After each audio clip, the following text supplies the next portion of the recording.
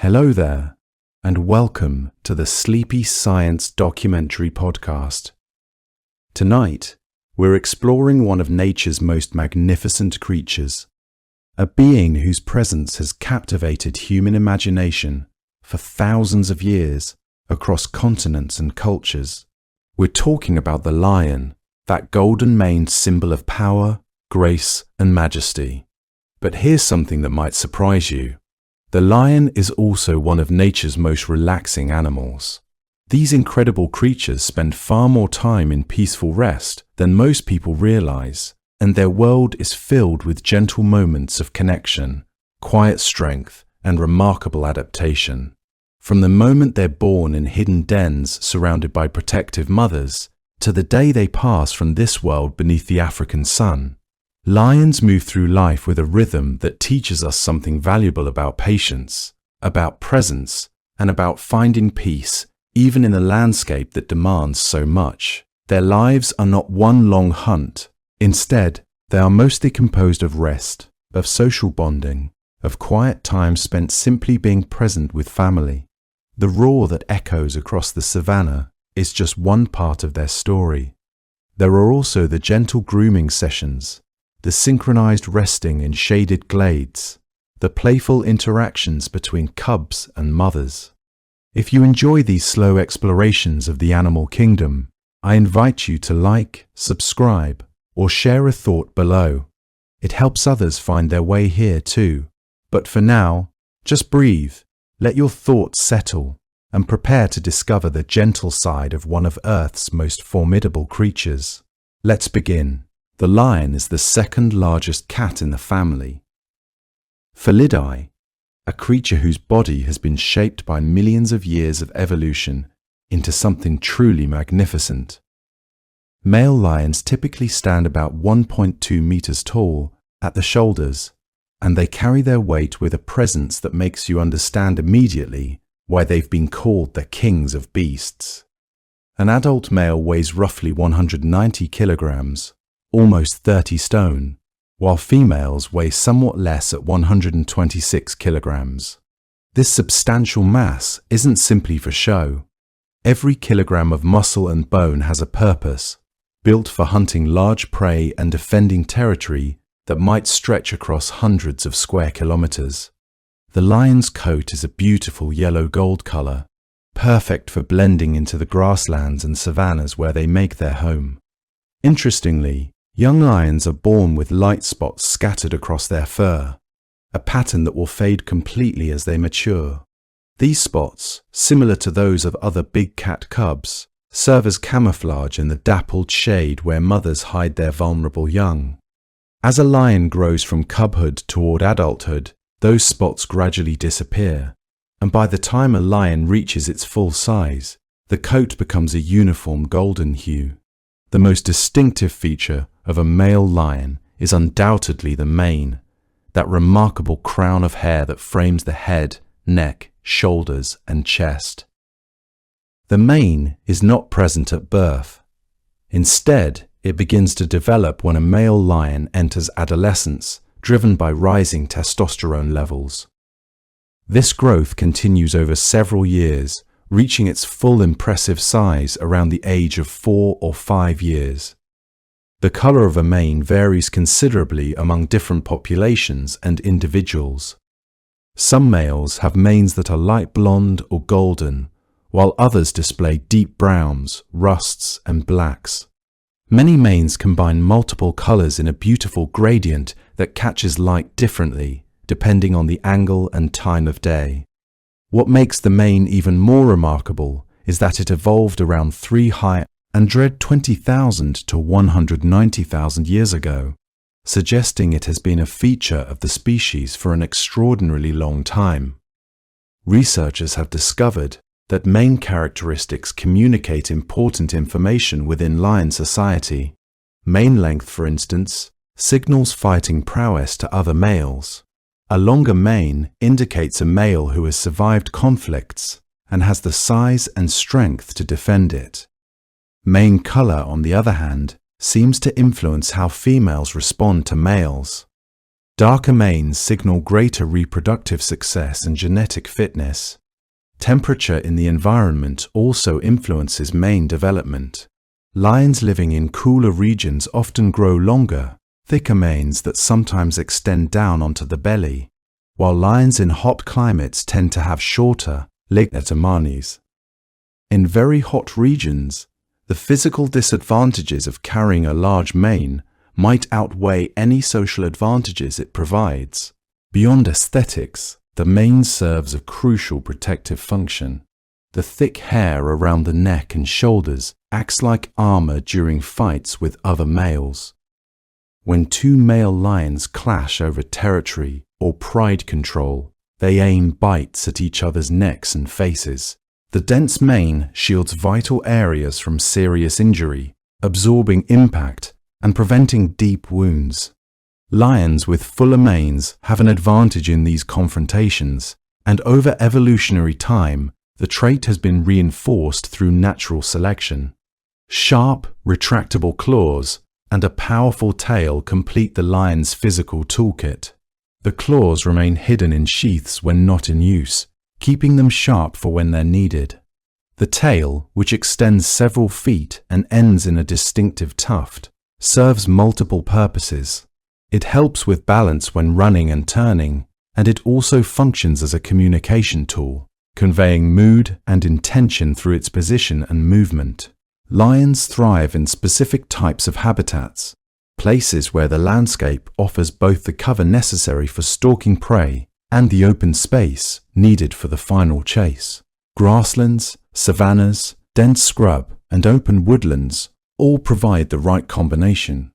Long grass and scattered bushes allow a lion to approach prey undetected, crouching low and keeping its body profile small and inconspicuous.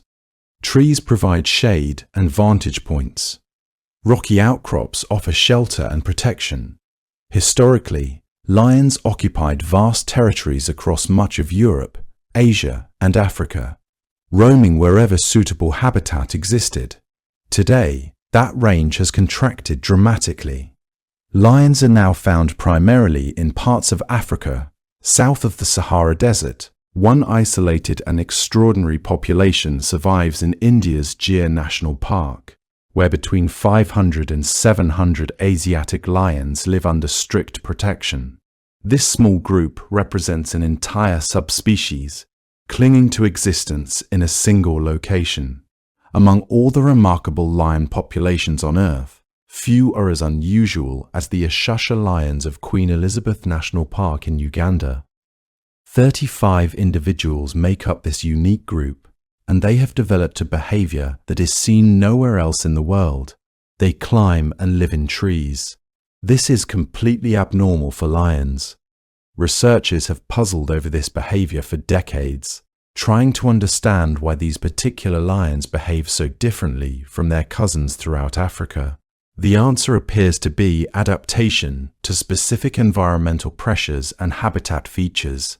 Living in trees provides these lions with relief from the intense daytime heat and from the insects that swarm on the ground. From the branches, a lion gains a superior vantage point for surveying its territory and spotting potential prey moving through the grass far below. The trees also offer possible protection from disturbances on the ground, though this remains less clear. Most remarkably, this behavior has been learned and passed down through generations of Ishasha lions, becoming part of their unique cultural heritage. Young lions learn by watching their mothers and other pride members climbing, and over time, the behavior becomes instinctive within this population. One of the most remarkable aspects of lion life is how much time they spend resting and sleeping. Lions are notably relaxed animals, creatures that have evolved to conserve energy in an environment where food is unpredictable and hunting demands intense bursts of effort. Many lions sleep or rest for between 16 and 20 hours every single day. This extraordinary amount of rest allows them to build reserves of energy for hunting and territorial defense. During the hottest parts of the day, lions actively seek shade, finding shelter under trees within bushes, or among rocks. They seem to understand instinctively that moving about in intense heat wastes precious energy. Instead, they settle into whatever shade they can find and remain still, conserving moisture and cooling their bodies. This restful lifestyle demonstrates that lions have adapted not just physically, but behaviorally to their environment. They are creatures of rhythm and timing, active when conditions favor activity, and perfectly content to remain still for extended periods. Lions are also remarkably adaptable to different habitats. Some populations survive in very dry regions like the Kalahari Desert, where water is scarce and rainfall is rare. These desert lions have evolved to obtain most of their water from the bodies of their prey, extracting moisture from the meat and organs they consume. They supplement this with water from plants like the tsama melon, a remarkable adaptation that allows them to thrive where few other predators could survive.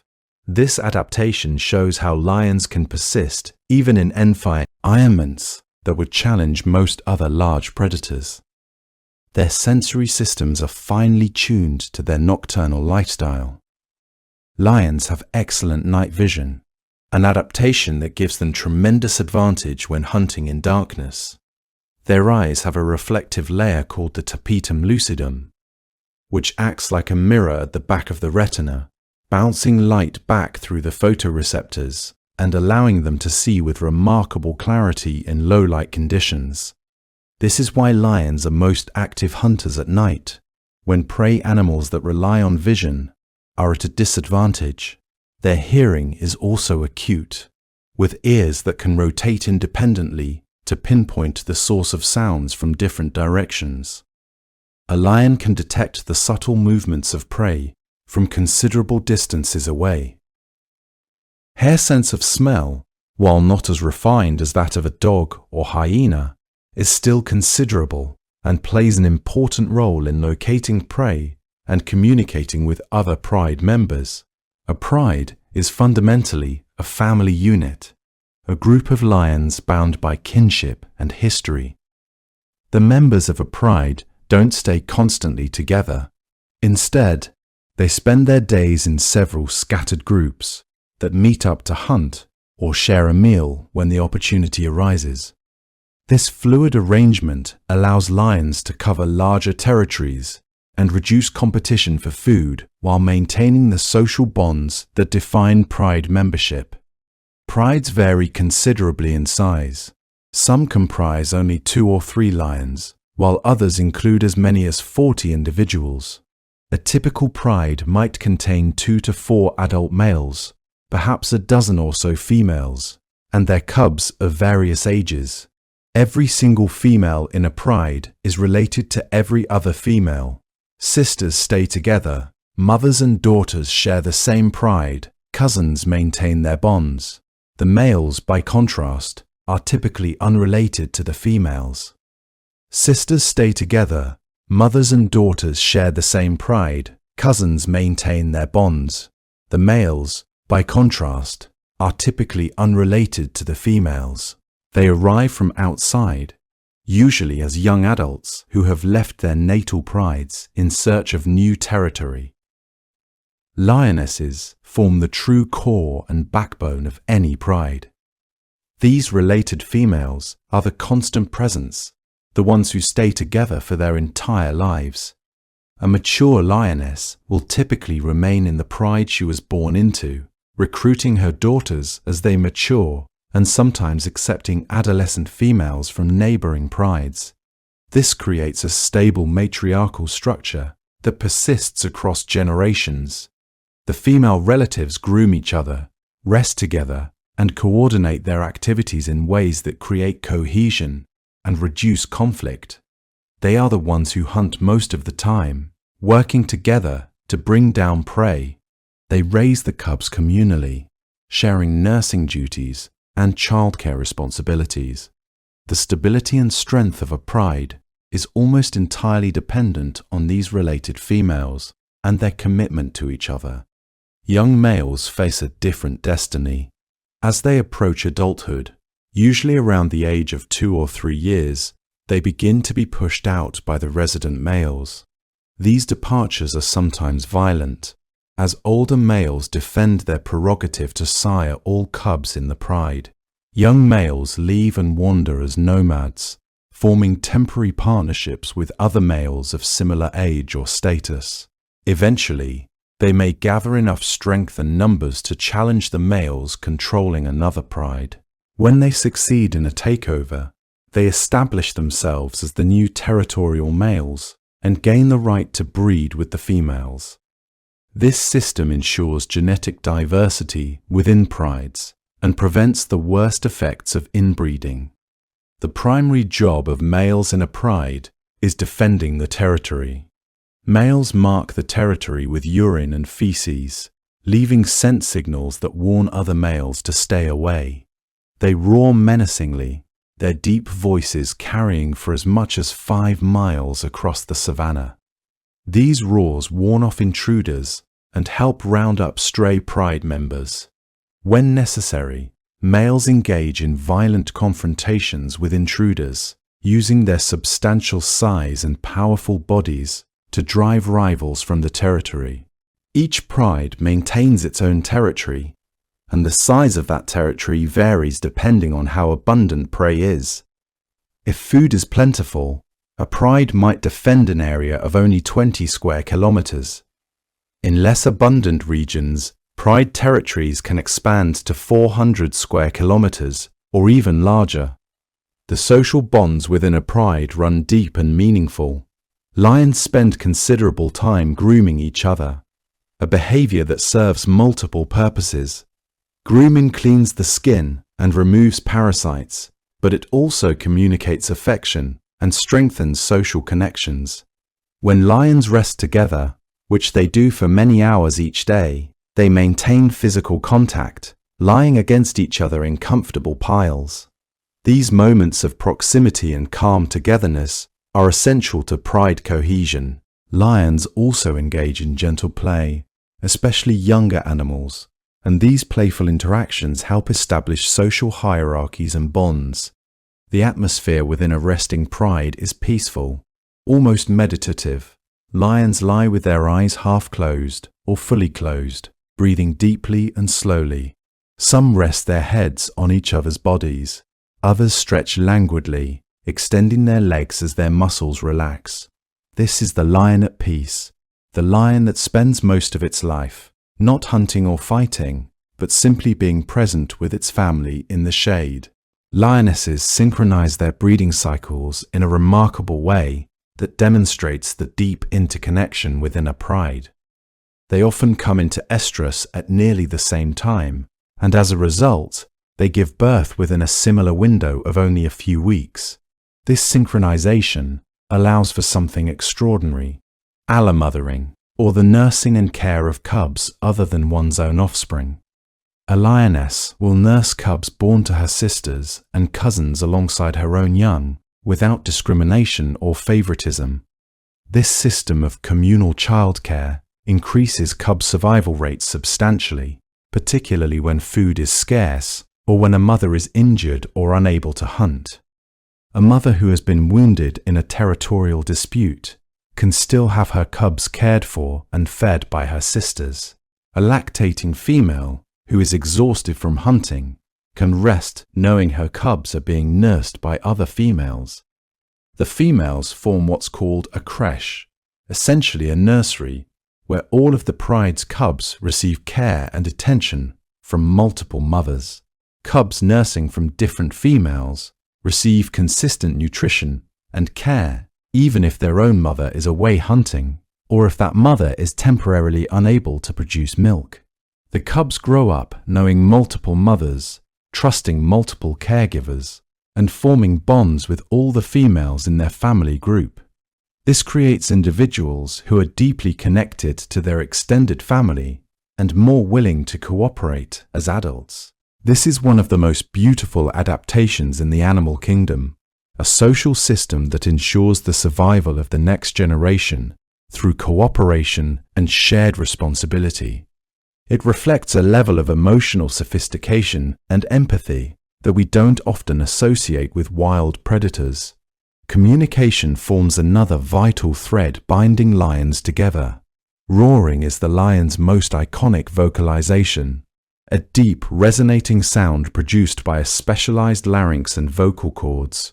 A lion's roar can reach up to 114 decibels, comparable to the noise of a chainsaw, and it travels enormous distances, often heard up to 8 kilometers away.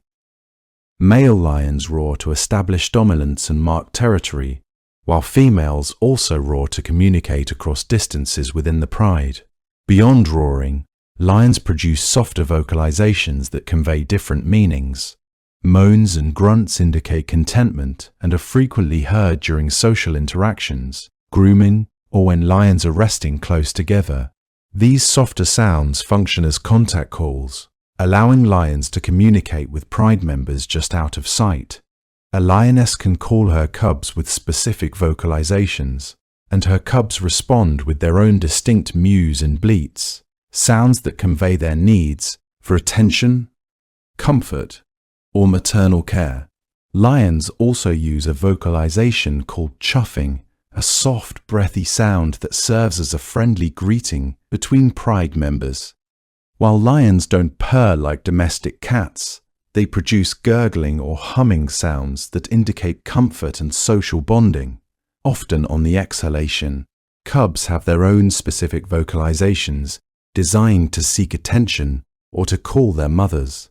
Every sound serves a purpose within the pride's communication system, creating a language of subtle signals that maintains cohesion and transmits important information. Beyond sounds, lions communicate extensively through body language and tactile interaction. Head rubbing or nuzzling is a common greeting behavior, a way of saying hello and reinforcing bonds. Lions lick each other, cleaning and grooming as they strengthen social connections. The placement of the tail, the angle of the ears, the position of the body, all convey information about mood and intention. A pride's true social glue, researchers have found, isn't just the impressive roar, it's the frequent grooming, the head rubbing, the synchronized resting, the gentle play.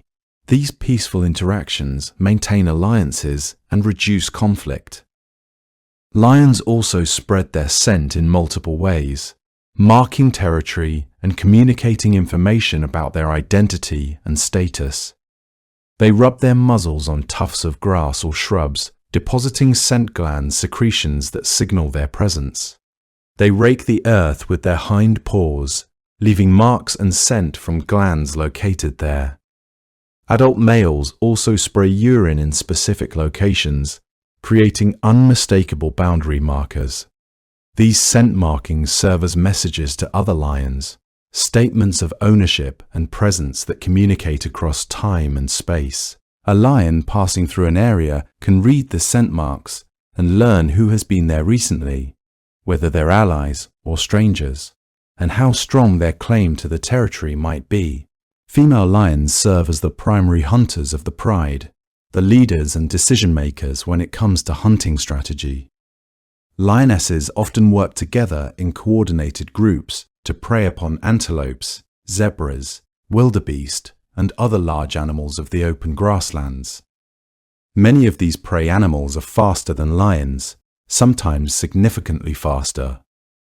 Teamwork pays off in this context. A single lioness trying to chase down a fleeing zebra would rarely succeed, but multiple lionesses working in concert, driving prey toward hiding members or into terrain that favors the hunters, can bring down animals many times their individual size. The decision of when to hunt, where to hunt, and which prey to target often falls to the experienced females, the matriarchs who have hunted many times and understands the most size and the patterns of prey movement and behavior. Young lions don't participate in actual hunting until they're about a year old. Before then, they stay with the pride's cubs, learning by observation and play. After a successful hunt, the pride gathers to feed, and the scene can be less harmonious than one might expect. Feeding often degenerates into squabbling over the sharing of the kill, with tensions rising as stomachs rumble and individuals compete for access to the meat. Cubs are at the bottom of the pecking order and often go hungry if there isn't enough meat to go around. They may eat last, receiving whatever scraps remain after the dominant animals have fed. Dominant females eat first and longest, asserting their position through displays of aggression if necessary. Subordinate animals wait their turn, sometimes for hours. Male lions, though they're typically larger and stronger, often don't participate in the hunt, but do claim their share of the kill, sometimes the largest share. They walk up to the carcass and begin eating, and the hunting females part to allow them access. This might seem like an unbalanced arrangement, but it has evolved because the dominant females are the ones responsible for the pride's stability, and they need to be well fed and strong to continue hunting and raising cubs. Maintaining the health of these core females is crucial to the pride's long-term survival. Without them, there would be no organized hunts, no communal childcare, no stable pride structure at all. Interestingly, though female lions are physically smaller than the males, they make up for it in speed. Lionesses are up to 30% faster than their male counterparts, reaching top speeds of up to 45 miles per hour. This speed advantage is crucial to their hunting success, allowing them to outmaneuver prey that is sometimes as fast or faster than they are. Lions primarily hunt at night when their night vision gives them a significant advantage over prey. However, they will also hunt opportunistically during the day if the situation presents itself. They are stalk-ambush predators, meaning they sneak as close as possible to prey before launching a surprise attack. When a lion spots potential prey, it approaches slowly and carefully, crouching low to the ground with its ears flattened to avoid alerting the target animal. Once the lion is within striking range, usually just a few meters, it explodes forward with a burst of speed and power. The success of this strategy depends entirely on the approach. If the prey detects the lion too early, it runs, and the chase that follows rarely ends in a kill. Lions employ sophisticated hunting formations that reveal their intelligence and capacity for strategic thinking. Some hunts involve specific positions called wings and centers. In this formation, lions break into two groups. The wings circle the prey on its left and right, attempting to trap it as if in a pincer movement, then close that pincer by chasing the prey toward the middle where the centers are waiting. The center lions hold their ground, allowing the wings to chase prey toward them before launching the actual ambush or attack. This hunting formation requires incredible coordination and communication between the lions involved. Each lion in the wings must maintain its position and timing while approaching the prey, creating an invisible net that tightens around the target animal. The lions must move at the right pace, not too fast to alert the prey too early, but fast enough to prevent escape. The center lions must remain patient and vigilant, ready to spring into action at precisely the right moment when the prey is driven toward them. If timing is off by even a few seconds, the entire hunt can collapse. The prey will take a direction the hunters didn't anticipate, or a wing lion will be spotted too early and the alert prey will bolt for freedom before the trap can close. This choreography of movement, developed through years of hunting together, demonstrates a level of mental complexity that rivals that of many primates. Studies of lion hunting behavior have revealed something fascinating. Lions have favorite roles to play in hunts, positions they consistently take during each chase. Being creatures of habit has significant advantages. These cats are usually more successful when they're playing to those strengths, when they're doing the role they've practiced hundreds or thousands of times. The pincer movement, when successful, ends with the winning lion suffocating its prey. Sometimes the lion takes a few bites before the prey is fully dead, but strangulation is the primary killing method. This coordinated approach demonstrates that lions are not simply brute force predators relying on raw power. They are strategic, intelligent hunters that employ complex tactical planning to maximize chances of success. They understand geometry, anticipation, and the importance of coordinated effort. Yet, despite all this intelligence and strategy, many lion hunts actually end in failure. A high proportion of hunts fail to result in a kill. Lions don't always pay attention to wind direction, and the scent they carry can alert prey to their presence. They tire after running short distances, unable to maintain the sprint necessary to catch prey fleeing across open ground. There's a bit of a bad reputation when it comes to how successful lions are at hunting. Lionesses hunting alone are about half as successful as when they hunt with a group. Still, this rate of success isn't wonderful by any measure. However, lions would rather conserve energy for future hunts than waste precious calories in unsuccessful pursuits. This is why they typically give up after 1 or 2 failed attempts. The prey animal disappears into the distance, and the hungry lions must continue searching. This is where one of the lion's most important survival strategies comes into play: scavenging. Although lions have a reputation as formidable hunters, they don't necessarily acquire all their food by hunting. They are skilled at making use of their larger size to steal kills from other predators.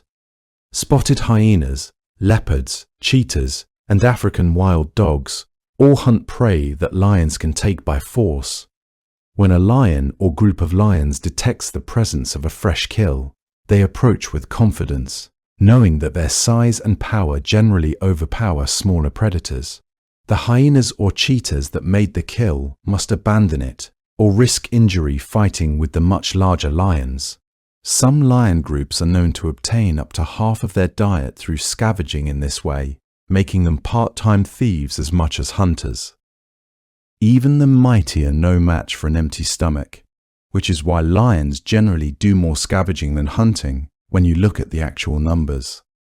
A pride that has recently killed prey that it must share with many mouths might feel hungry again within just a few hours. A 400-kilogram antelope split among a 20-lion pride will leave each animal hungry long before the next successful hunt. The search for the next meal never truly ends, and lions must remain alert to opportunities, whether those opportunities come through their own hunting efforts or through the success of other predators. When lions do bring down large prey like buffalo or giraffe, they make the kill by crushing the animal's throat to suffocate it. Their powerful jaws and muscles are perfectly adapted to this task. The prey struggles briefly, its movements growing weaker, until finally it falls silent and still. Only then do the lions begin to feed. Their tongues have sharp-pointed rasps called papillae that are specially adapted to scraping meat off bones.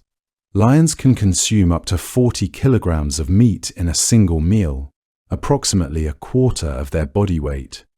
This capacity for consuming large amounts at once is an adaptation to their feast or famine existence. When prey is available, they eat as much as possible. When prey is scarce, they can survive on that stored energy for extended periods. Rage lions need about 12 pounds of meat per day, which is why they typically hunt every 3 or 4 days just to get by. The dietary needs of lions are substantial, which is why the availability of suitable prey is the most important habitat requirement for the species. Lions can consume a great variety of prey species, but their size and social habits make them particularly well adapted to hunting larger herbivores such as buffalo, wildebeest, giraffe, and zebra. Healthy populations of these prey species are ideal for lions to thrive and reach their greatest numbers. When prey populations decline due to drought, disease, or human hunting, lions suffer. In these times, lions increasingly turn to livestock, causing grave losses to local farmers and herders.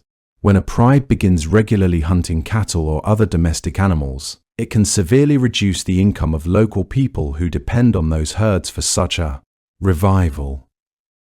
This is one of the primary sources of human-lion conflict in Africa, a tension that has only grown as human populations expand into wildlife habitat and domestic animals increase in number across the landscape.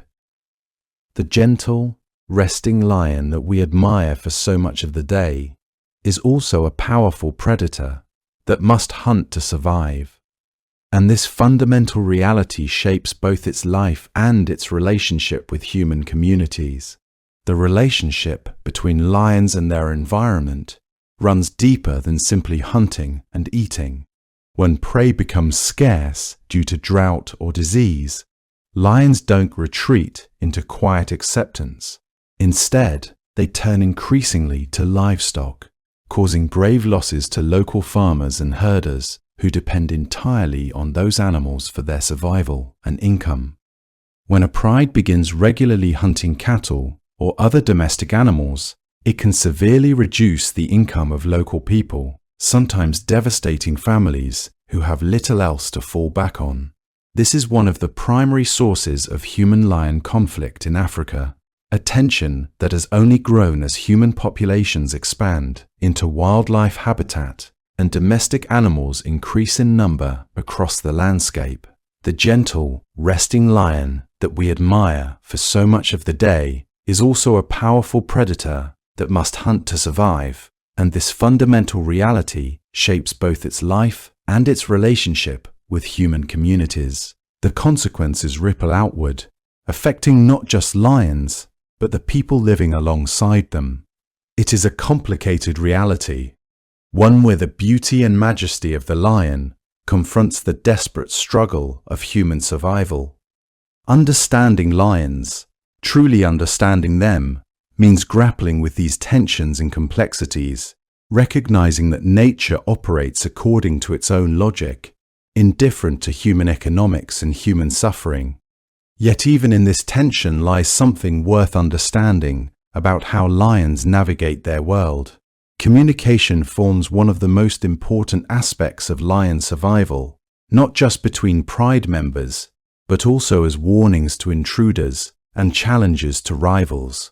Roaring is the lion's most famous form of communication, that iconic sound that has captivated human imagination for thousands of years. A male lion's roar is a deep resonating sound produced by a specialized larynx and vocal cords that can reach up to 114 decibels, comparable to the noise of a chainsaw. This incredible volume allows the roar to travel enormous distances, often heard up to 8 kilometers away. When a male lion roars, he is making a statement that carries across the landscape, a declaration of presence and power. The roar warns off intruders from the territory, making it clear that this land belongs to him and his pride. For lions in the pride, the roar helps round up stray members, a sound familiar enough that every lion recognizes the call of their own males. Male lions roar most often after sunset, and the timing is no accident. In the quieter evening hours, the sound travels farther and reaches more ears. The roar also establishes dominance within the pride structure, reminding subordinate lions of who holds power. Female lions also roar, though they do so less frequently than males. When lionesses roar, they are communicating with their pride across distances, perhaps calling cubs or establishing their own presence and location. The roar is not the only vocalization lions use, though it is the most dramatic. Beyond the roar, lions produce softer vocalizations that convey different meanings and create deeper bonds within the family.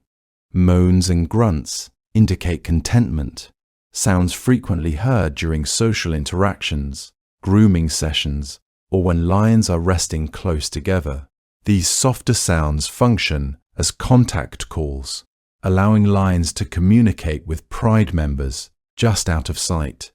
When a lioness has been separated from her cubs, she may use specific vocalizations to call them back to her, and her cubs respond with their own distinct mews or bleats. These cub calls convey their needs for attention, comfort, or maternal care. The complexity of lion communication shows that these creatures have developed a language suited to different situations and different relationships. Lions also use a vocalization called chuffing, a soft, breathy sound that serves as a friendly greeting between pride members. It's the lion's way of saying hello, a gentle acknowledgement of kinship and affection. While lions don't purr like domestic cats, they do produce gurgling or humming sounds that indicate comfort and social bonding, often on the exhalation. These sounds are created during moments of peace, when a lion is resting beside family and feels safe and content. Every sound a lion makes serves a purpose within the complex social structure of the pride, creating a language that is both practical and deeply emotional. Beyond sounds, lions communicate extensively through body language and tactile interaction. Head rubbing or nuzzling is a common greeting behavior, the way lions say hello and reinforce bonds with family members. When you see a lion rub its head against another lion's neck or shoulder, you are witnessing an act of affection and social connection. The behavior serves multiple purposes, both practical and emotional. Through this contact, lions exchange scent information, learning details about what the other individual has been eating, where they have traveled, and even their current emotional state. It is a gesture of trust and acceptance. Lions lick each other as part of their grooming behavior, cleaning and strengthening social connections simultaneously. One lion will carefully lick the face, ears, and neck of another, removing dirt, parasites, and any debris that might cause irritation. The groomed lion typically remains still, enjoying the sensation and the attention. This behavior is almost meditative in its peacefulness. The placement of the tail, the angle of the ears, the position of the body, all convey information about mood and intention. A tail held high suggests confidence and authority. A tail tucked or lowered might indicate submission or anxiety. Ears flattened back against the head signal irritation or a readiness for conflict. Ears held forward show curiosity and attention. A lion's mouth position also communicates. If lions are sitting with their mouths open, watching their surroundings, it indicates contentment or curiosity. The eyes, with their intense gaze, can communicate threat, affection, or simple observation, depending on the context. A pride's true social glue, researchers have discovered through patient observation, isn't just the impressive roar, it's the frequent grooming, the head rubbing, the synchronized resting, the gentle play. These peaceful interactions maintain alliances and reduce conflict within the group. When lions rest together for hours, lying pressed against each other, they are not simply conserving warmth or energy, they are reinforcing their bonds and their commitment to the family unit. The grooming that takes place during these times serves both practical and social purposes. The act of grooming removes parasites and keeps the coat healthy, but it also communicates care and affection. A lion being groomed relaxes into the sensation, eyes closing in contentment, completely trusting the other lion not to cause harm. These moments reveal the genuine bonds that exist within lion families. After an hour or more of grooming, the lions might rest their heads against each other, maintain physical contact, and drift into peaceful sleep together. These are the quiet moments that bind prides together. Lions also communicate through scent marking, a system of chemical signals that leaves messages across the landscape. Lions spread their scent by rubbing their muzzle on tufts of grass or shrubs, depositing secretions from scent glands and leaving behind a personal signature. They rake the earth with their hind paws, as the paws have scent glands too, creating visible and olfactory marks that signal their presence and passage. Adult males also spray urine in specific locations, creating unmistakable boundary markers that communicate territory ownership. These scent markings serve as messages to other lions, statements of presence and ownership that communicate across time and space. A lion passing through an area can read the scent marks and learn who has been there recently, whether they're allies or strangers, and how recent the marking is. The more frequent the scent marks, the more established the claim to the territory. Fresh markings suggest a lion actively patrolling and defending its land. Old markings indicate that a territory might be ready for challenge.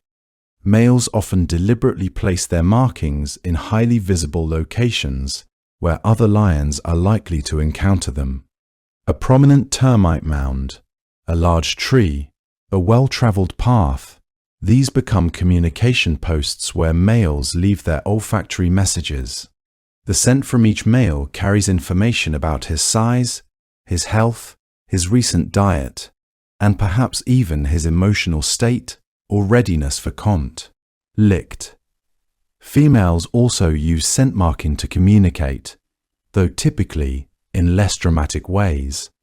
A female in estrus will deliberately leave scent marks to broadcast her reproductive status to nearby males. These chemical signals are incredibly specific. They contain information about the exact phase of the female's reproductive cycle. Males can detect these signals from considerable distances and respond by seeking out the female.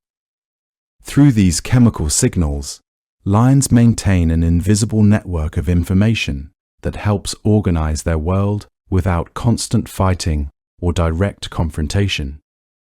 It is a sophisticated system of communication that requires no sound, no visible display, yet conveys precise and essential information. The sensory world of lions extends far beyond what humans can perceive. Lions possess exceptional night vision, an adaptation that gives them tremendous advantage when hunting in darkness. Their eyes have a reflective layer called the tapetum lucidum, which acts like a mirror at the back of the retina, bouncing light back through the photoreceptors and allowing them to see with remarkable clarity in low light conditions. This is why lions prefer to hunt at night, when prey animals that rely on vision are at a significant disadvantage. In near total darkness, a lion can navigate its world with confidence and precision. They can see movement a vast distance away and judge depth and distance with impressive accuracy. Their eyes are adapted for motion detection above all else. A stationary object might go unnoticed, but the slightest movement catches a lion's attention immediately. The golden color of a lion's eyes, which appears so striking and piercing to human observers, is itself an adaptation. The gold pigmentation helps filter light and reduce glare, improving clarity in dim conditions. Their hearing is equally acute, with ears that can rotate independently to pinpoint the source of sounds from different directions. A lion can detect the subtle movements of prey from considerable distances away, hearing the snap of a twig or the rustling of grass that might signal an approaching animal. The shape and positioning of their ears acts like a natural satellite dish, collecting sound waves and funneling them toward the eardrum. Their sense of smell, while not as refined as that of a dog or hyena, is still considerable and plays an important role in locating prey and communicating with other pride members. Through smell, lions detect the scent marks left by rivals and allies, track the movement of prey across the landscape, and identify cubs and mates within their own pride. The combination of these sensory abilities creates a rich and detailed perception of the world that most humans struggle to imagine. A lion doesn't experience the world the way humans do. There is no clear separation between what they see, hear, and smell. Instead, all of these senses blend together into a unified perception of their environment, a multisensory experience that guides their every movement and decision. Territory marks the boundaries of lion existence, the landscape that a pride claims as its own and defends against outsiders. Each pride maintains a territory, and the size of that territory varies dramatically depending on how abundant prey is in the region. If food is plentiful and prey animals are numerous, a pride might defend an area of only 20 square kilometers, 8 square miles. The lions can hunt frequently and successfully within this smaller area, and there's little need to patrol vast distances. In regions where prey is scarcer, where droughts come frequently and prey populations decline, pride territories can expand to 400 square kilometers, or even larger, around 150 square miles. In these harsh environments, lions must patrol vast areas and search extensively to find enough food to sustain themselves. The size of the territory directly reflects the quality of the habitat. Rich lands with abundant prey support small, closely packed prides. Poor lands with scarce prey force prides to range across enormous distances. This territorial system evolved because it allows lions to maintain exclusive access to their hunting grounds, reducing competition and increasing the chances that there will be enough food for all pride members. Males defend the pride's territory through both behavioral displays and physical confrontations. They mark the territory with urine and feces, leaving scent signals that warn other males to stay away. These markings are not random. Male lions deliberately patrol their territories, leaving markings along boundaries and at prominent locations where other lions are likely to pass. A territorial male might patrol the same routes day after day, making his presence and claim unmistakable. They roar menacingly, their deep voices carrying across the savannah as warnings. When necessary, males engage in violent confrontations with intruders, using their substantial size and powerful bodies to drive rivals from the territory. These fights can be serious, sometimes resulting in injury or death. A territorial dispute between males is not a casual encounter. It is a battle for control over females, for the right to pass on genes, for access to hunting grounds, and the food they provide. The lions approach each other, manes bristling, ears flattened, making themselves appear as large and intimidating as possible.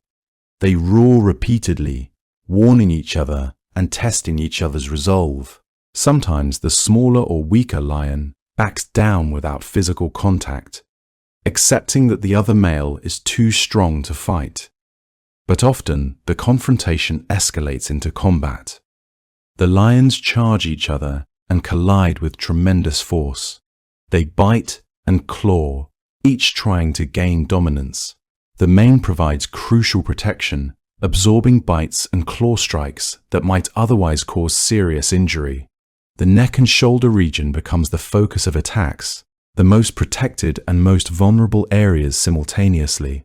These fights can last several minutes or more, and by the end, at least one combatant is usually injured. The deep scars visible on many male lions' faces and necks are reminders of battles fought in defense of territory and the right to breed. Some males never recover from serious injuries and eventually succumb to infection or weakness. Young male lions spend years as nomads, wandering without a territory of their own, before they gather enough strength and allies to attempt a takeover. Often, young males bond with their siblings or with other young males they meet during their wanderings, forming coalitions that increase their chances of success. When a coalition of young males finally challenges the resident males of an established pride, the confrontation is intense and dangerous. If they succeed, they become the new territorial males and gain the right to breed with all the females in pride. If they fail, they are driven away to continue their nomadic existence, waiting for another chance. This system of territorial defense ensures that only the strongest and most determined males pass on their genes, a natural selection mechanism that has shaped lion evolution for countless generations. Territory is also tied intimately to habitat quality and prey availability.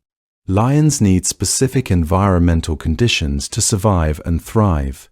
The most important habitat requirement for lions is the availability of suitable prey, and lions can consume a great variety of prey species. Their size and social habits make them particularly well adapted to hunting larger herbivores such as buffalo, wildebeest, giraffe, and zebra. Healthy populations of these prey species are ideal for lions to thrive and reach their greatest numbers. When prey populations decline due to drought, disease, or human hunting, the entire lion population suffers. Without sufficient food, pride members lose weight, cubs fail to grow strong, and breeding females cannot produce healthy offspring. The ecological health, ability, the entire region becomes visible in the condition of the lion population. Strong, healthy lions with thick manes and full bodies indicate an environment rich in prey. Thin lions with sparse manes and visible ribs indicate an environment stressed by scarcity. Beyond prey availability, lions thrive in habitats that provide specific cover and openness. Lions prefer grassland, savannah, dense scrub, and open woodland. They need sufficient cover to allow for stalking prey, those long grasses and bushes that let them creep close to unsuspecting animals. Yet they also need open space where they can give chase effectively once they get close enough. Long grass provides the hiding place for the stalk, but eventually a lion must break cover and run. In that moment, the terrain must be open enough to allow a fast chase without obstacles that might trip a running predator or hide an escaping prey animal. Trees provide shade and vantage points, crucial during the heat of the day. Rocky outcrops offer shelter and protection. The ideal lion territory is a moff. Sack of these features, a landscape that offers both concealment for hunting and the ability to move swiftly across open ground. Lions are highly adaptable and can survive in a surprising variety of environments, from dense forests to open deserts. Yet they do best where this combination of cover and openness exists. In some regions, lions have adapted to environments that seem almost inhospitable. The Kalahari Desert lions of southern Africa survive in one of the harshest environments on the continent. Water is scarce, prey is spread thinly across vast distances, and temperatures swing dramatically between scorching days and cold nights. Yet these lions persist, demonstrating their remarkable capacity for adaptation. In areas where lions live among forests or dense vegetation, they have best become more agile and skilled at maneuvering through complex terrain. They navigate between trees and through thick brush with an ease that surprises observers familiar with open country lions. Conversely, lions in open grasslands have developed strategies that maximize speed and power, perfect for pursuing prey across open ground with minimal cover. Temperature and water availability also shape lion territories and behavior. Lions are most active at night, not just because hunting is easier in darkness, but because the intense heat of the day forces them to seek shade and rest. During the hottest parts of the day, lions actively seek shade, finding shelter under trees, within bushes, or among rocks. They seem to understand instinctively that moving about in intense heat wastes precious energy and risks dehydration. Instead, they settle into whatever shade they can find and remain still, conserving moisture and cooling their bodies. This restful lifestyle demonstrates that lions have adapted not just physically, but behaviorally to their environment. In cooler climates, or during cooler seasons, lions may be active at various times of day. In regions where water is scarce, lions have evolved remarkable adaptations. Some populations survive in very dry regions, like the Kalahari Desert, where water is scarce and rainfall is rare. These desert lions have evolved to obtain most of their water from the bodies of their prey, extracting moisture from the meat and organs they consume. They supplement this with water from plants, like the tsama melon, a remarkable adaptation that allows them to thrive where few other predators could survive. This adaptation shows how lions can persist even in environments that would challenge most other large predators. Reproduction in lions involves intricate timing and behavioral patterns that ensure the survival of the next generation. Lionesses often synchronize their breeding cycles in a remarkable way that demonstrates the deep interconnection within a pride. They often come into estrus at nearly the same time, and as a result, they give birth within a similar window of only a few weeks. This synchronization is not coincidental. The proximity of the female lions to each other, their frequent interactions, and perhaps even chemical signals transmitted through their scent glands, all influence their reproductive cycles. They slowly come into alignment, their bodies preparing for breeding at nearly the same moment. This synchronization allows for something extraordinary, allomothering, or the nursing an ente extraordinary. Allomothering, or the nursing an ente extraordinary. Care of cubs other than one's own offspring.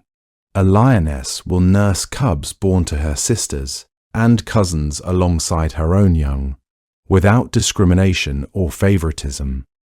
A lactating female produces abundant milk, often more than her own cubs can consume, and nursing additional cubs comes naturally. The cubs don't seem to distinguish between their own mother and their aunts and cousins. They nurse from whichever female is available and has milk to give. This system of communal childcare increases cub survival rates substantially, particularly when food is scarce or when a mother is injured or unable to hunt. A mother who has been wounded in a territorial dispute can still have her cubs cared for and fed by her sisters. A lactating female who is exhausted from hunting can rest knowing her cubs are being nursed by other females. The females form what's called a creche, essentially a nursery, where all of the pride's cubs receive care and attention from multiple mothers. Cubs nursing from different females receive consistent nutrition and care even if their own mother is away hunting, or if that mother is temporarily unable to produce milk. The cubs grow up knowing multiple mothers, trusting multiple caregivers, and forming bonds with all the females in their family group. This creates individuals who are deeply connected to their extended family and more willing to cooperate as adults. This is one of the most beautiful adaptations in the animal kingdom, a social system that ensures the survival of the next generation through cooperation and shared responsibility. It reflects a level of emotional sophistication and empathy that we don't often associate with wild predators. The benefits extend beyond simply feeding cubs. Multiple mothers mean multiple guardians watching for danger, multiple sets of eyes alert to predators, multiple sources of protection. The cubs are safer because they are surrounded by multiple protective adults willing to fight to defend them. They are also more socially skilled because they interact with multiple caregivers, learning different personalities and responses, developing flexibility in their social interactions. These cubs grow into adults who understand the importance of family bonds and who are more willing to cooperate with others in the pride. Pregnancy in lionesses typically lasts about 3.5 months. During this time, the pregnant female remains active, hunting and participating in pride activities. Her body undergoes dramatic changes as the cubs develop within her, but she continues to move and hunt alongside her sisters and cousins. Her belly grows visibly rounder and her movement becomes more deliberate and careful. The other females in the pride seem to understand what is happening. They often protect the pregnant lioness during hunts, making sure she gets access to meat and allowing her to rest when she needs to. As the pregnancy advances, she may become slower and more cautious, but she persists. The pregnancy is not without risks. Nutritional demands are high, and if food is scarce, a pregnant lioness may miscarry or give birth to weak cubs. When the time comes to give birth, the pregnant lioness separates from the pride, seeking a quiet, hidden location where she can deliver her cubs safely.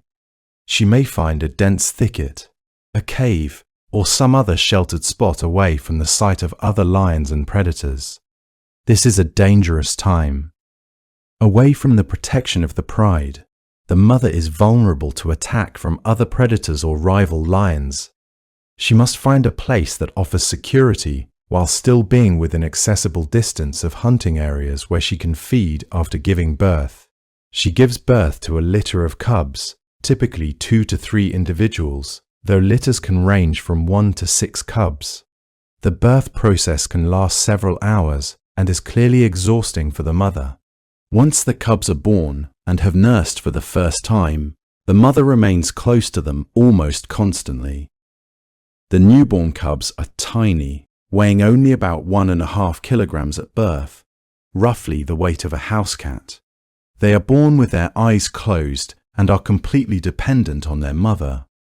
Their coats are already showing the golden coloring that will characterize them throughout their lives, though the spots are often more visible in newborns than in adults.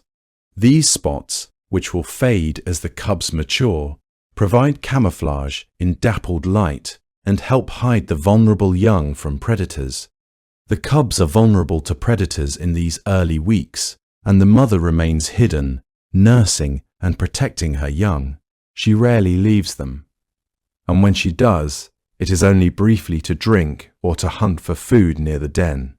The mother's milk is rich in nutrients and antibodies that provide the developing cubs with immunity to diseases in their environment. After about 6 to 8 weeks of hiding and nursing, the lioness brings her cubs back to the pride. This is a moment of great importance for the cubs and the pride. The cubs meet their extended family for the first time, encountering their aunts and cousins. This introduction is often celebrated with excitement. The other females often gather around the new cubs with great interest, sniffing and inspecting them, confirming that these are indeed their genetic relatives or pride mates. The cubs are small and wobbly on their legs, still unsteady from weeks of limited movement. They explore this larger world with cautious curiosity, staying close to their mother, but beginning to investigate their surroundings. The older cubs in the pride are often fascinated by the newcomers. They approach refully sniffing, and sometimes playing gently with the tiny cubs. The mother lioness is protective, but not aggressive. She allows the other females near her cubs, because they are all family, all part of the same collective unit. The males of the pride typically show less interest in the tiny cubs, though they are generally tolerant. The cubs begin to interact with other lions, learning how to navigate the complex social world they've been born into. The transition from solitary nursing to communal childcare happens gradually. At first, the mother may still be the primary caregiver, but soon other females begin to nurse and care for the cubs. By the time the cubs are a few months old, the system of allomothering is in full operation. The cubs may spend time with different mothers, nursing from whichever female is available and has milk to give. Remarkably, the cubs seem to understand which females are lactating and which are not. They approach a female directly to nurse, and if that female is not producing milk, they move on to another. This exposure to multiple caregivers shapes the cubs' social development, making them more secure and more capable of functioning within the complex pride structure. Cubs raised this way seem to have fewer behavioral problems and higher survival rates than cubs who are raised entirely by their biological mother. As cubs grow, they begin to learn the skills necessary for survival. Young cubs engage in play, and this play is not mere entertainment. Play serves as practice for hunting and fighting, allowing young lions to develop the physical skills they will need as adults. Cubs as young as 2 or 3 months old begin to show hunting behaviors in miniature. They pounce on each other, practicing the moves they will use when they capture prey. They stalk and chase, learning how to move silently and how to judge distance and timing. A cub practicing on a sibling learns about momentum and balance, about the exact amount of force needed to knock another cub off its feet. They wrestle, developing strength and learning how their bodies interact with other bodies. The wrestling matches between cubs can look rough to human observers, but they are carefully modulated. The cubs instinctively know how hard they can bite without causing serious injury. They understand the difference between play and genuine fighting. Through play, cubs learn the hierarchy within the pride, discovering who is stronger and who is weaker, finding their place in the social order. One cub might consistently win in wrestling matches and learn to be confident and assertive. Another might be smaller or less aggressive and learn to use intelligence or speed to compensate. Play also teaches cubs about consequences. If a cub bites too hard or plays too rough, other cubs respond with correction. The bitten cub yelps, and the biting cub learns that excessive force results in retaliation. If a cub shows appropriate behavior and gentleness, other cubs reciprocate with friendly interaction. These lessons shape the cub's behavior as they mature, teaching them how to interact with others in ways that strengthen rather than damage relationships. By the time cubs are 6 or 7 months old, play becomes more complex and more obviously connected to hunting. Cubs begin to practice specific hunting techniques with each other and with stationary objects. They stalk a moving piece of grass or a leaf and practice the crouch and explosive attack they will use on real prey. They learn to coordinate simple maneuvers, with one cub distracting a sibling while another attempts a surprise attack. Young lions don't participate in actual hunts until they're about a year old. Before then, they stay with the pride's cubs, learning by observation and play. They watch the hunting lionesses from a distance, observing their movements and strategies. They see how the pride coordinates, how lions communicate during hunts, how they work together to bring down prey. Experienced hunters seem to understand that the younger lions are observing and learning. They sometimes position themselves where cubs can watch, as if deliberately demonstrating proper hunting technique. This observation is crucial learning. By the time cubs are old enough to join actual hunts, they have absorbed enormous amounts of information about how hunting works. They understand the importance of stealth and timing. They know where to position themselves during a hunt. They have learned the vocalization, ions that signal different hunting intentions. They know to watch the senior hunters for cues about when to attack and how to coordinate their movements. When they finally join a hunt, they are prepared, not with instinctive knowledge alone, but with learned understanding developed through months of careful observation. Their first hunts are often clumsy and unsuccessful, but with practice and experience they improve. By the time they reach adulthood, they are competent hunters, ready to take their place as full participants in pride hunts. Some lions have developed behaviors so unusual that they challenge everything we thought we knew about feline nature. The tree-climbing lions of the Ishashar region in Queen Elizabeth National Park represent perhaps the most striking example of this behavioral adaptability.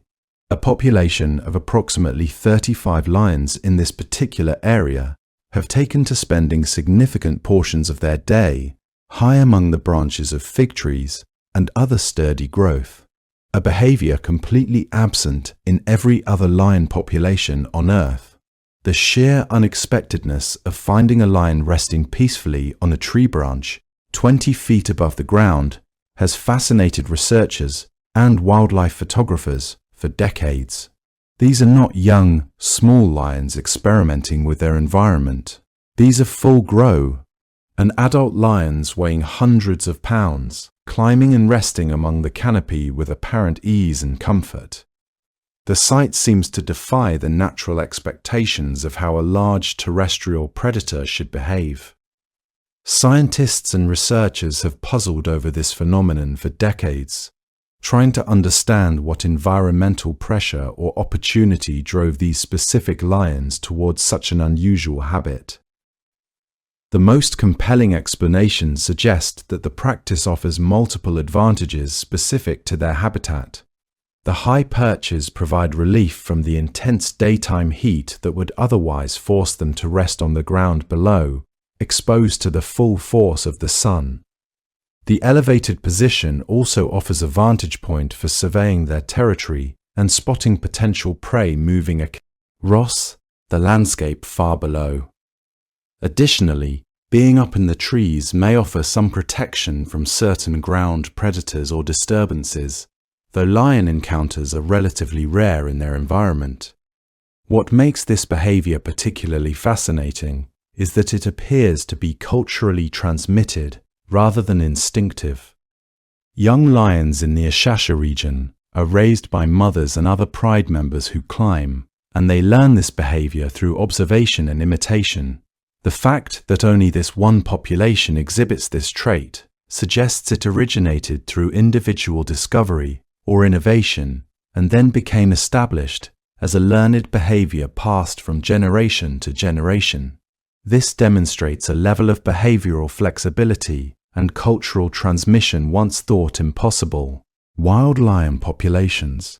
The lions appear comfortable in the trees, moving with relative ease despite their considerable body weight. They rest on branches, sometimes sleeping for extended periods, their massive frames supported by surprisingly sturdy growth. They descend to hunt and to feed at ground level, then return to the trees when the need for shade or security arises. Some observers have noted that the tree climbing behavior may also provide psychological benefits to the lions, offering them a sense of security and separation from the ground-level world they navigate as apex predators. Other behavioral adaptations emerge in response to specific environmental challenges.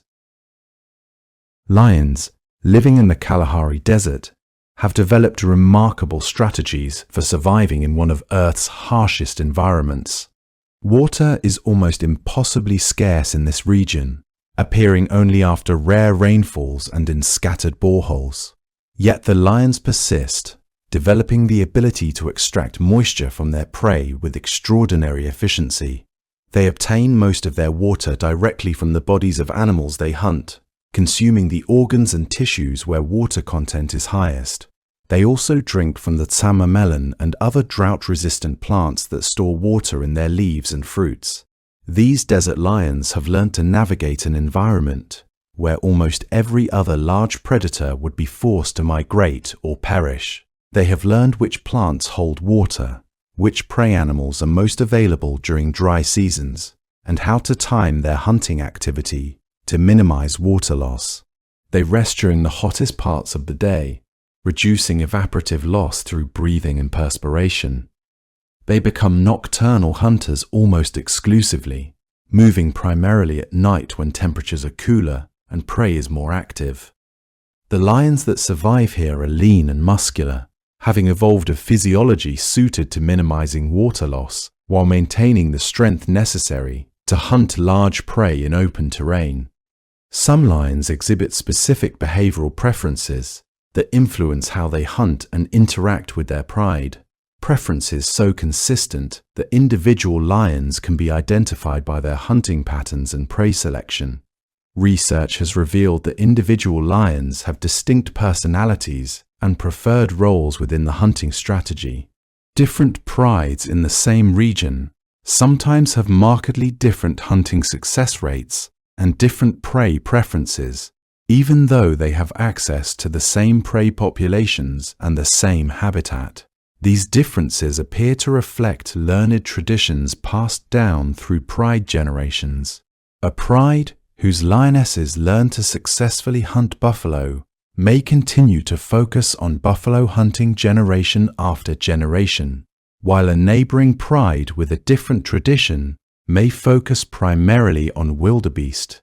Young lions raised in a buffalo hunting pride are more likely to become successful buffalo hunters themselves because they have observed and learned these specific techniques during their development. The knowledge and skills accumulated by experienced lionesses essentially becomes the hunting culture of the pride, a learned tradition that shapes how the pride interacts with its environment. Some lions are naturally positioned as wings in the pincer movement, comfortable circling prey on the flanks and driving the target toward the center.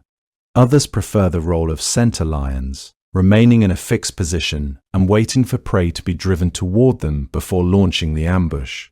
Still others have shown consistent preference for approaching from specific angles or positions relative to their pride mates. These behavioral preferences don't appear to be randomly distributed. Instead, lions with particular physical characteristics and temperaments gravitate toward specific roles. A particularly fast lion with strong running endurance might prefer wing positions where speed is essential. A stronger, more muscular lion might prefer center positions that require absorbing the impact of the prey's collision or escaping rush. A lion with excellent spatial judgment might prefer positions requiring precise timing. These preferences become self-reinforcing through practice and success. A lion that succeeds repeatedly in a particular role becomes more confident in that role and more skilled at executing it. Over time, a clear division of labor emerges within a hunting pride, with each participant knowing their role and the roles of their companions. This coordination allows for hunts of remarkable efficiency, though still many hunts ultimately fail due to prey speed, injury to the predators, or the simple unpredictability of wildlife. The sensory world of lions extends far beyond the visual and auditory capabilities that humans possess. A lion's sense of smell, while not as acute as that of a dog or hyena, still plays a crucial role in daily survival and social bonding. Scent glands located throughout their body release chemicals that convey information about the individual, their status, their recent activities, and sometimes their emotional or reproductive state. When lions rub their heads against each other in greeting, they are not simply reinforcing social bonds through tactile contact. They are also exchanging scent information, learning details about where their pride mate has traveled, what they have eaten, and even physiological information about their current health and reproductive status. This exchange of scent information happens constantly throughout the day. A lion returning from a hunt carries on its body the scent of the prey animal, the location where the hunt occurred, and potentially the scent of other predators encountered along the way. Other pride members gather around the returning lion and sniff carefully, reading the chemical narrative of the hunt and the location. A lioness about to enter estrus releases subtle chemical signals into her urine and other secretions. Males can detect these signals from considerable distances, sometimes from miles away, depending on wind direction and weather conditions. The information conveyed is incredibly specific, containing details about the exact phase of the female's reproductive cycle and her current fertility status. Males recognize not only that a female is in estrus, but also the precise timing and intensity of her fertility window. This allows males to time their reproductive efforts with precision, increasing the likelihood of successful conception. The communal nature of lion society extends to the sharing of information through multiple sensory channels simultaneously. Researchers observing lion prides have documented remarkable instances of lions engaging in what appears to be deliberate teaching or information sharing. When a younger lion has not been present for a hunt, senior lions sometimes appear to deliberately bring the kill to the younger lion's attention, effectively highlighting the successful hunt strategy for the benefit of future learning. Young lions observe the behavior of successful hunters with intense focus, their attention apparently concentrated on understanding the techniques being employed. When a kill is made and word begins to spread through the pride, multiple communication systems activate at once. The hunters vocalize, using specific calls that signal that food is available. Other pride members smell the blood and meat from distances away, following scent trails toward the kill site. The successful hunters leave scent marks along common routes and at the kill site itself is sensible, yearly marking a trail for their family to follow. By the time the entire pride assembles at the kill site, information has been transmitted through visual signals, auditory signals, and chemical signals working in concert. This redundancy in communication systems ensures that important information is transmitted reliably and completely. Even a deaf lion could follow the scent trail to food. A lion without a strong sense of smell could still respond to the vocalizations and follow the successful hunters as they move toward the kill. A lion separated by distance or vegetation that blocks other senses might still respond to the deep roar that carries for miles. Through this overlapping system of communication, lions maintain cohesion and coordination even when pride members are scattered across their territory. Lions are among the few large predators that can engage in truly cooperative hunting on a large scale, a capability that ranks them among the most sophisticated hunters in the animal kingdom. The coordination required for successful group hunting involves not just positioning and timing, but also clear communication and a genuine understanding of group strategy. Some prides have developed hunting techniques so complex that they appear almost military in their precision. One technique involves having some lions deliberately expose themselves to prey, drawing the attention and flight response of the hunted animals. While the prey animals are focused on the visible lions and attempting to flee, other pride members circle around behind or through vegetation to cut off escape routes. The prey animal, immals, fleeing from the seen predators, run directly toward the hidden lions waiting in ambush. This technique requires that the lions creating the distraction understand that their job is not to catch the prey, but to direct its movement toward others. The hidden lions must be patient enough to remain still, even while prey animals pass nearby, waiting for the exact right moment to launch their attack. The coordination between the two groups of lions must be near perfect for the hunt to succeed. When a pride of lionesses approaches a herd of zebras or wildebeest, they are not moving randomly or relying solely on instinct. The senior hunters are communicating constantly through soft vocalizations and body language, positioning younger lions, adjusting the approach as prey movements require, and orchestrating the entire sequence of the hunt. An experienced lioness might position herself to cut off escape routes based on her prediction of where prey will run. Another might circle to prevent prey from scattering in a specific direction. A younger lion might be directed into a position where they will deliver the final ambush attack, both to give them hunting experience and to allow more experienced hunters to reserve energy. This level of coordination emerges only through years of practice and social learning. Cubs observe and learn for years before they fully participate. Adolescent lions make mistakes and learn from failures. Adult lions refine their techniques through hundreds of hunting attempts across their lifetimes. The oldest and most experienced lionesses in a pride, often the most important members, because they carry knowledge of successful hunting strategies, knowledge of their territory's geography and prey patterns, and knowledge of how to lead and coordinate their family. The ecological role of lions extends far beyond simply hunting and eating prey animals.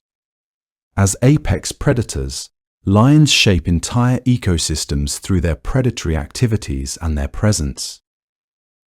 The most direct effect is the control of herbivore populations, particularly the large grazers like zebras, wildebeests, and buffalo. Without sufficient predation pressure, herbivore populations can grow beyond the carrying capacity of their habitat. When this happens, overgrazing occurs, vegetation becomes depleted, and the entire landscape begins to degrade. Soils lose their protective plant cover and begin to erode. Water retention capability diminishes. Seasonal water sources dry up more completely. The overall productivity of the ecosystem declines.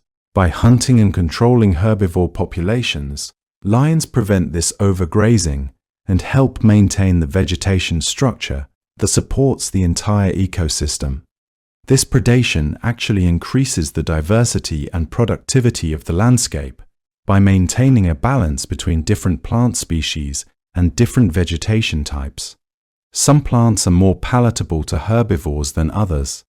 Without predation pressure to control herbivore populations, the most palatable plants would be consumed extensively, while less palatable species would proliferate.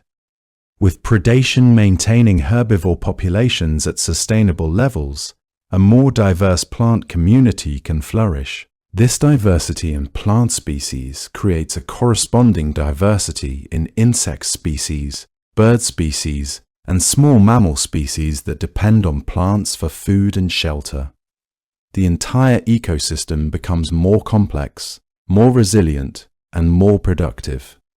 The impacts of lion predation ripple outward through the food web in ways that go far beyond the immediate prey species. When lions hunt a large herbivore, like a wildebeest or buffalo, they seldom consume the entire animal.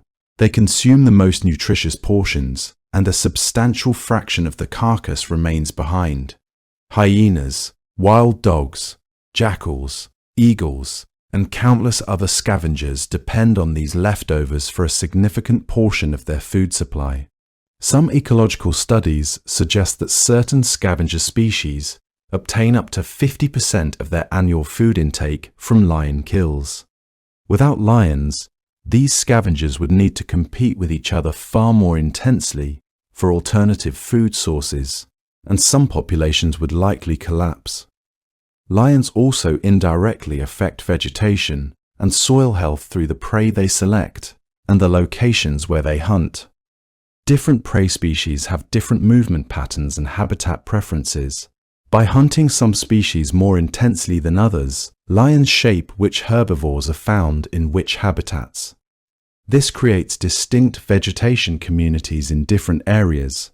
In regions where lions preferentially hunt buffalo, for instance, zebra populations may increase, leading to different grazing patterns and different vegetation outcomes compared to regions where wildebeest are the primary prey. The location of lion kills also matters ecologically. Some lions may hunt preferentially in certain regions of their territory, leaving other areas with less predation pressure. This creates a mosaic of different grazing intensities across the landscape, resulting in a mosaic of different vegetation types and different ecological communities. The spatial pattern of predation creates spatial heterogeneity in the environment, which increases overall biodiversity. The presence of lions also influences the behavior and ecology of prey species in profound ways. Animals living in lion territories have evolved heightened vigilance, spending more time watching for danger and less time foraging. The very presence of a lion, whether the predator is hunting or simply resting, can affect the movement and behavior of prey animals for considerable distances. Zebras and wildebeest have been observed altering their grazing patterns based on whether lions are in the vicinity. They will avoid certain grasslands where lions are known to hunt, even if the grass there is more nutritious than alternatives. They alter their movement patterns throughout the day, staying more alert during periods when lions are known to be active. This behavioral flexibility demonstrates that prey animals possess sophisticated understanding of predation risk and can adjust their behavior accordingly.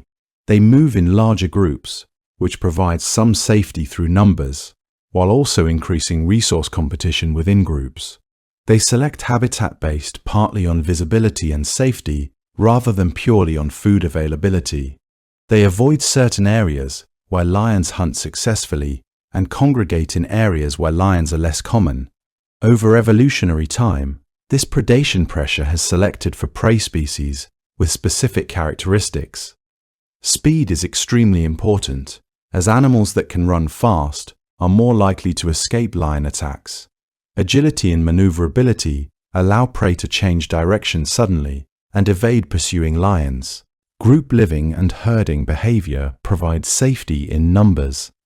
Excellent senses, particularly vision and hearing, allow prey animals to detect lions at a distance and flee before the predators can get close enough for a successful attack.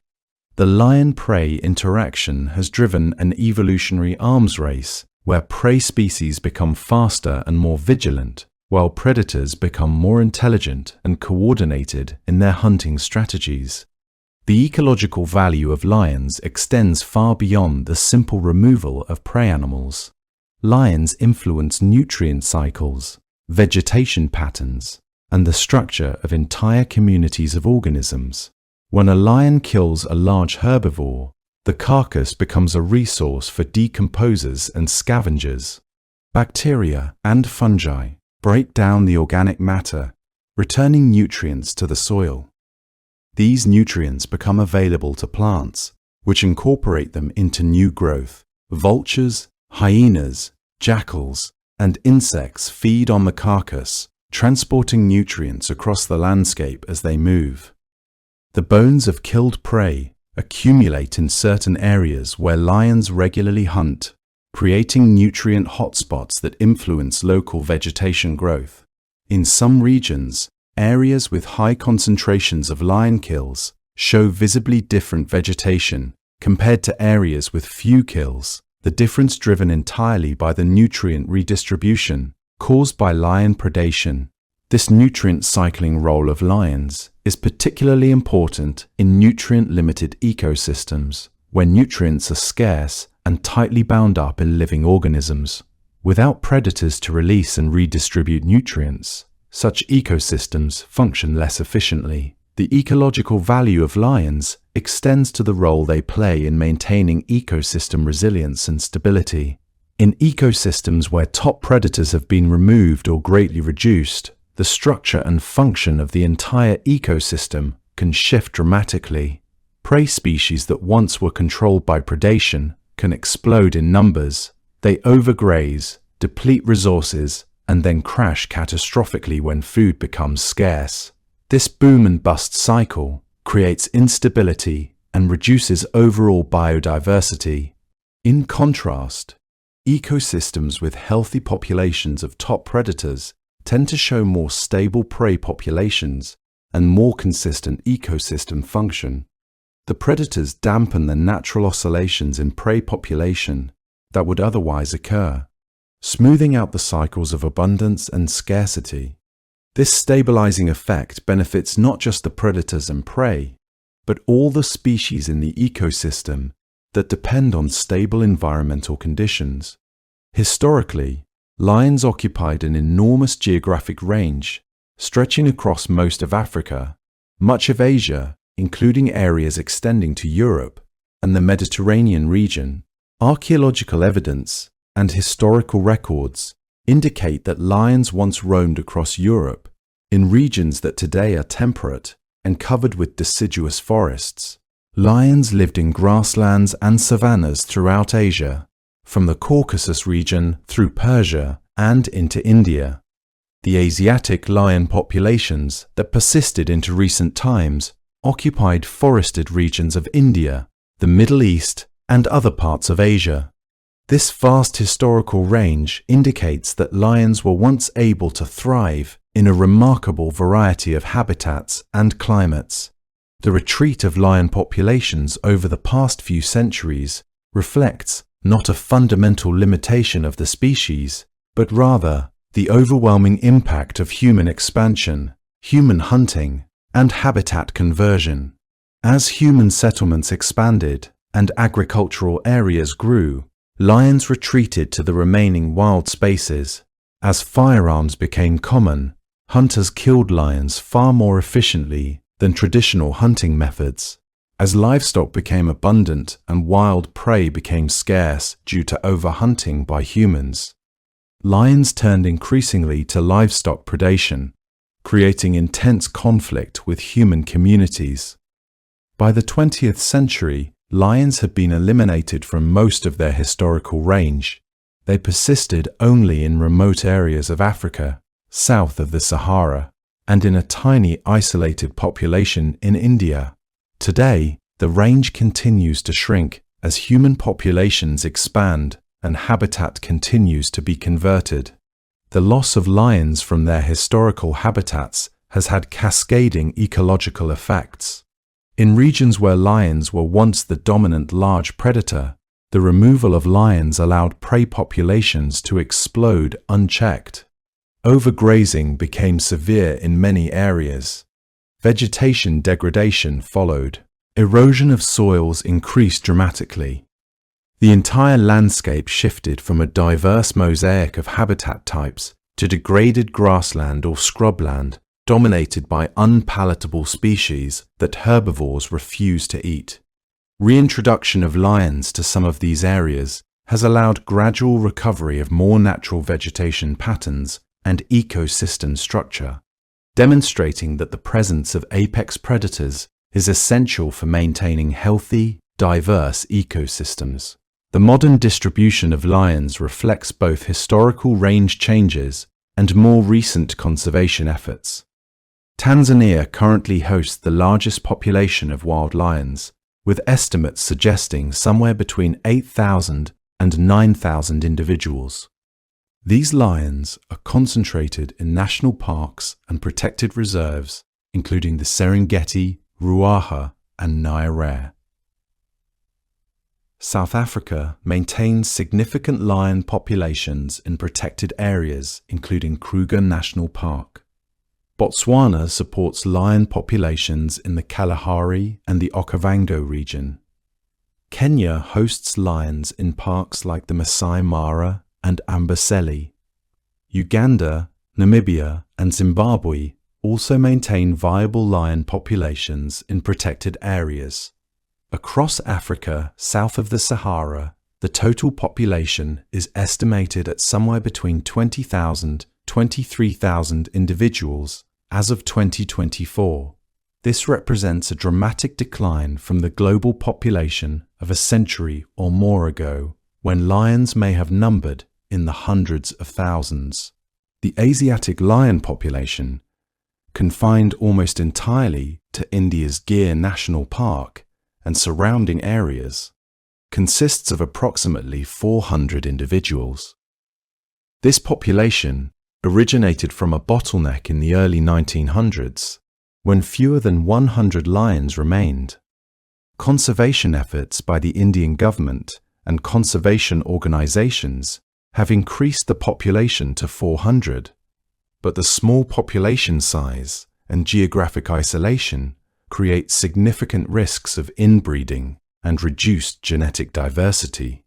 The health of the Asiatic lion population is monitored carefully, with conservation biologists tracking genetic diversity and taking measures to ensure that breeding occurs between unrelated individuals to maintain genetic viability. Despite the success in increasing number, risks, the small population remains vulnerable to disease, environmental catastrophe, or loss of habitat. A single drought, disease outbreak, or other environmental crisis could potentially wipe out a substantial portion of this remaining population, given the geographic concentration of the animals. The decline of lion populations has been driven by multiple interconnected factors, with each threat reinforcing others in a downward spiral of population decline. The loss of even small percentages of a lion population can have outsized impacts because of the social structure of lion prides.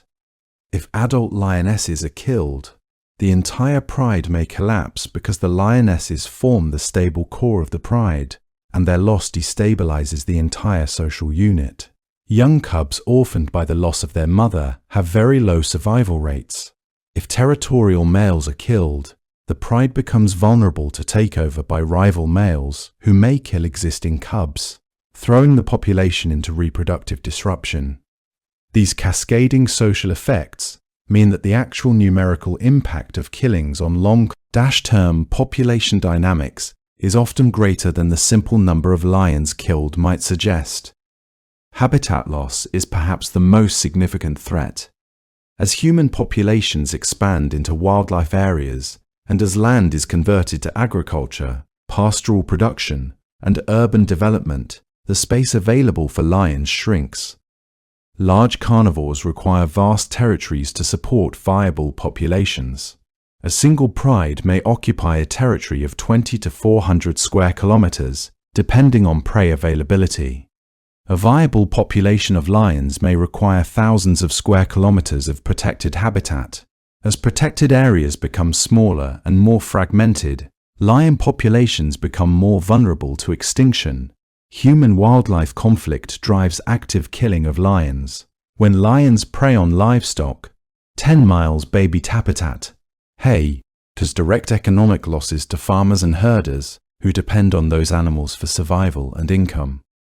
In response, local people kill lions through direct hunting, poisoning, and other methods.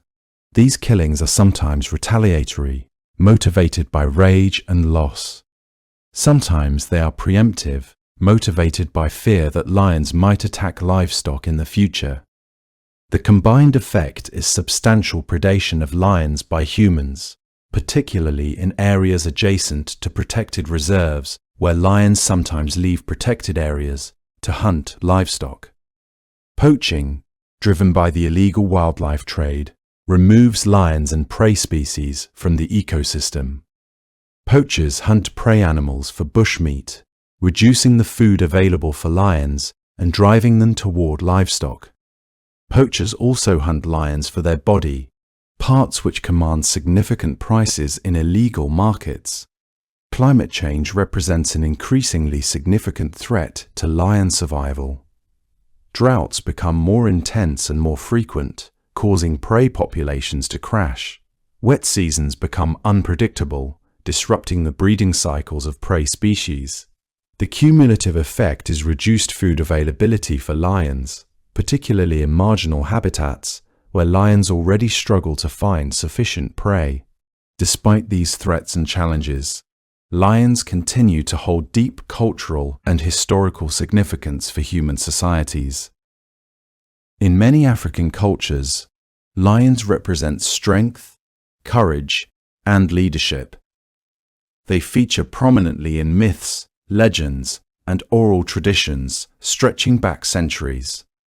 In some cultures, lions were totems associated with specific clans or family groups. Individuals connected to the lion totem were believed to inherit characteristics of the lion, including strength, protectiveness, and dignity.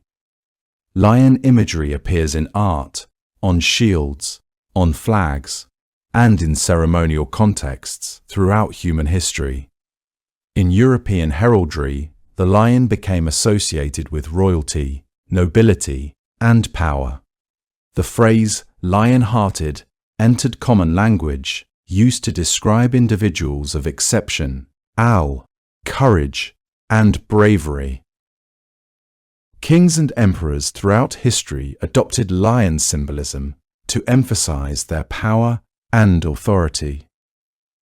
The strength and independence of the lion made it an ideal symbol for sovereign authority and leadership. Richard the Lionheart of medieval England derived his epithet from the symbolism of the lion's power and courage. The British coat of arms features lions prominently, and the lion became virtually synonymous with British national identity. Numerous European nations incorporated lions into their flags, shields, and emblems as representations of national power and prestige. From ancient Egypt through medieval Europe to modern nation-states, lions have consistently served as symbols of authority, strength, and dominance across human cultures separated by thousands of years and vast geographic distances. In African cultures, lions held equally profound significance, but often in different contexts. The lion was frequently associated with kingship and authority among African peoples, with lion masks and lion imagery appearing in royal regalia and ceremonial objects. In some cultures, the lion was portrayed as a mediator between the human and spiritual worlds, a creature of power, capable of moving between different realms of existence.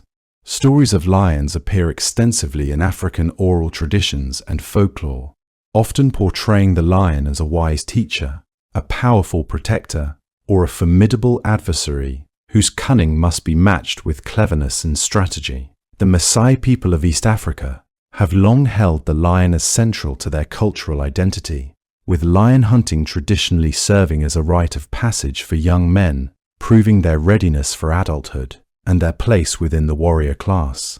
Even as lion hunting has been restricted by conservation laws, the cultural significance of the lion remains powerful within Maasai society. In modern times, lions have become iconic symbols of wildlife and conservation globally. The image of a lion appears on logos of conservation organizations, on tourism materials for African countries, and in popular culture around the world. The conservation impact of lion charisma cannot be overstated. When international conservation campaigns feature lions, funding and public attention follow. When lions are protected in a region, the broader conservation efforts for that region often benefit from the increased public interest. Lions appearing in nature documentaries attract millions of viewers, many of whom become advocates for wildlife protection.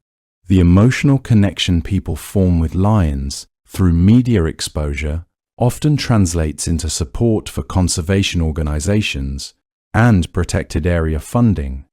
Lion populations have become focal points for conservation efforts, not just because they are important predators, but because their charismatic appeal attracts public interest and support. When conservation organizations work to protect lions, they often find that public interest in lion conservation translates into support for broader ecosystem protection. Protecting lions requires protecting their prey, protecting their habitat, and protecting entire landscapes. Successful lion conservation often results in protection of all the other species in those same landscapes. Lions serve as umbrella species, whose conservation brings benefits to countless other species. This role of lions in driving conservation interest and support represents one of their most important contributions to the natural world in the modern era.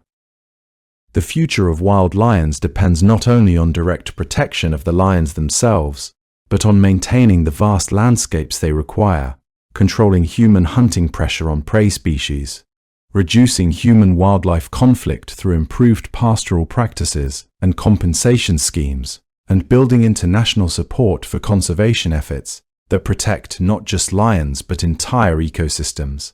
Community-based conservation approaches that provide economic incentives for lion protection while addressing the concerns of local people show promise. Where communities receive direct benefits from lion conservation through tourism revenue or other economic opportunities, support for protection increases.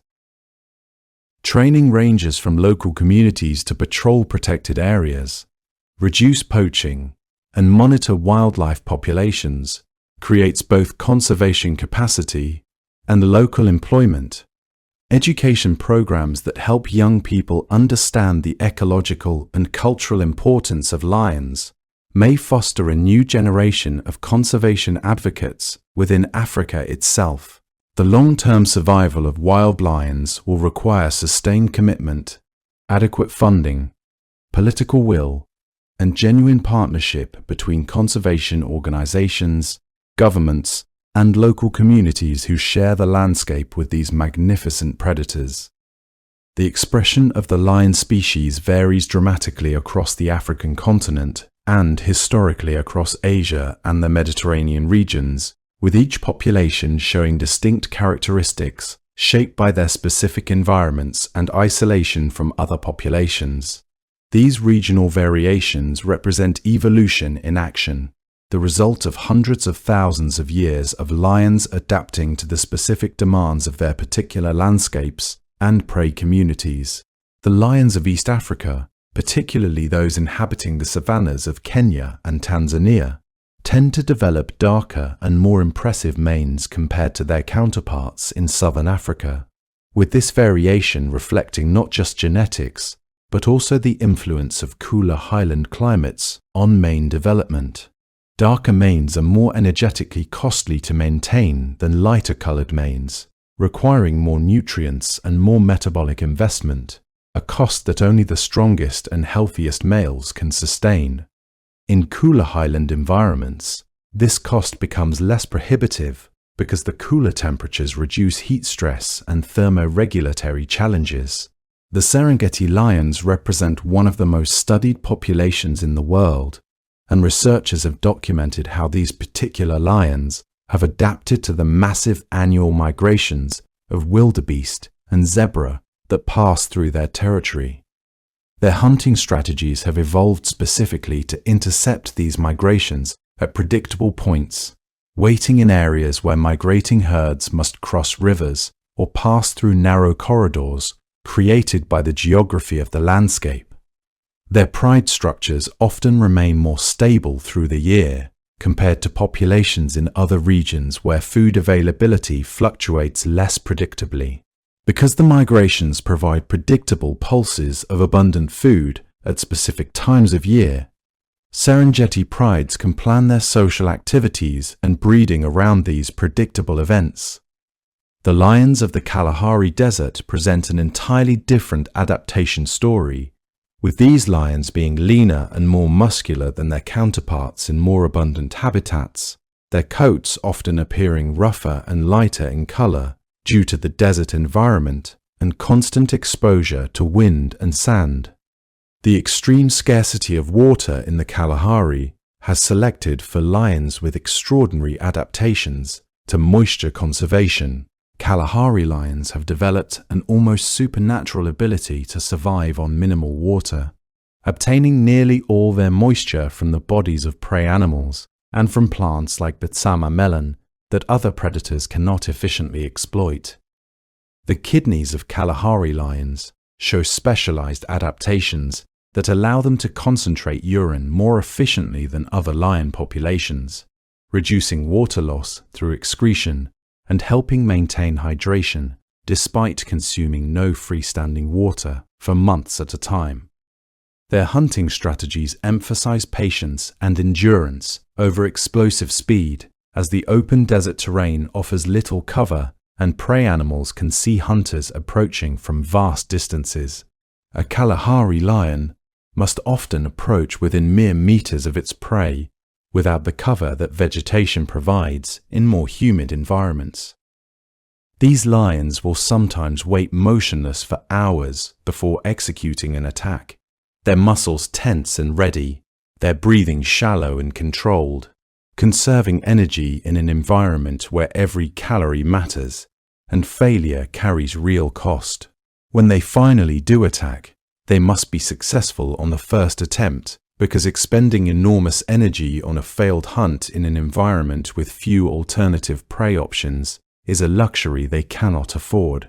The success rate of Kalahari lions may actually be higher than that of more abundantly fed lions, despite their lean appearance and harsh environment, because they have refined their hunting technique to its essence through the pressure of survival in an unforgiving landscape. Kalahari lions often hunt smaller animals than their savanna counterparts, targeting porcupines, warthogs, wild dogs, and other creatures that savanna's lions might ignore. This dietary flexibility allows them to survive in an environment where large herds of wildebeest and zebra are absent. The forest lions of West Africa represent a population that has adapted to an entirely different habitat than the open grassland savannas, where lions are more commonly found. These lions inhabit the remaining patches of Guinea savanna and dense woodland that persist in countries like Benin and Burkina Faso, environments that have been progressively reduced by human expansion and agricultural conversion. The West African forests were once vast, continuous woodlands stretching across the entire region, but human activity over centuries has fragmented these habitats into smaller and smaller patches. Forest lions tend to be darker than savanna lions, with deeper colored manes and darker overall coat coloration that provides better camouflage in the dappled light and shadows of wooded areas. The selective pressure for darker coloration in forested areas demonstrates how environment directly drives evolution at the molecular level, with genes that code for darker pigmentation being favored by natural selection in densely vegetated habitats. Their prey species differ significantly from those hunted by savanna lions, with buffalo, antelope species adapted to woodland habitats, and sometimes primates comprising their diet. The composition of prey communities in West African forests differs fundamentally from those in grasslands, requiring lions to develop entirely different hunting approaches and dietary preferences. Their hunting strategies emphasize the element of surprise and ambush from concealment rather than the coordinated pincer movements that work effectively in open terrain, where multiple lions can spread out and coordinate visually. In dense vegetation, where line of sight may extend only dozens of meters, the elaborate choreography of multi-lion ambush hunts becomes nearly impossible to execute. These lions have learned to hunt in much smaller groups and more independently than their savanna counterparts, a necessary adaptation to the terrain and to lower prey densities in their habitat. A single lioness or a pair of related females may accomplish more in forest habitat than a large pride would, because the additional lions would simply interfere with each other and reduce efficiency. The West African lion populations have experienced the steepest population declines of any regional population, having been reduced from thousands to perhaps only a few hundred individuals scattered across isolated, protected areas and wildlife reserves. This reduction represents a loss not just of numbers, but of unique genetic and behavioral adaptations that evolved over millennia, specifically for West African forest habitats. These remaining lions face intense pressure from poaching, habitat loss, and conflict with human communities, and their survival depends on emergency conservation interventions and transboundary protection efforts that allow lions to move between protected areas and maintain genetic diversity. Several West African countries have begun joint conservation initiatives aimed at protecting remaining lions and their habitat, with rangers from multiple nations working together to provide protection across political boundaries. The Central African lions, found in countries like the Central African Republic and Chad, occupy vast territories, but exist in much smaller numbers than historical records suggest. These lions have adapted to Sudanese savanna habitats, characterized by seasonal water sources and distinct wet and dry seasons that profoundly influence their ecology and behavior. The Zakouma National Park in Chad represents one of the last strongholds for Central African lions, a protected area that has worked hard to recover lion and elephant populations following decades of poaching and habitat degradation. During the dry season, lions in this region concentrate around remaining waterholes and river systems, which creates periods of intense competition and heightened conflict between different prides and with human communities dependent on those same water sources. The waterholes become zones of danger and tension, where multiple lions must share limited space and multiple species must come together in desperation.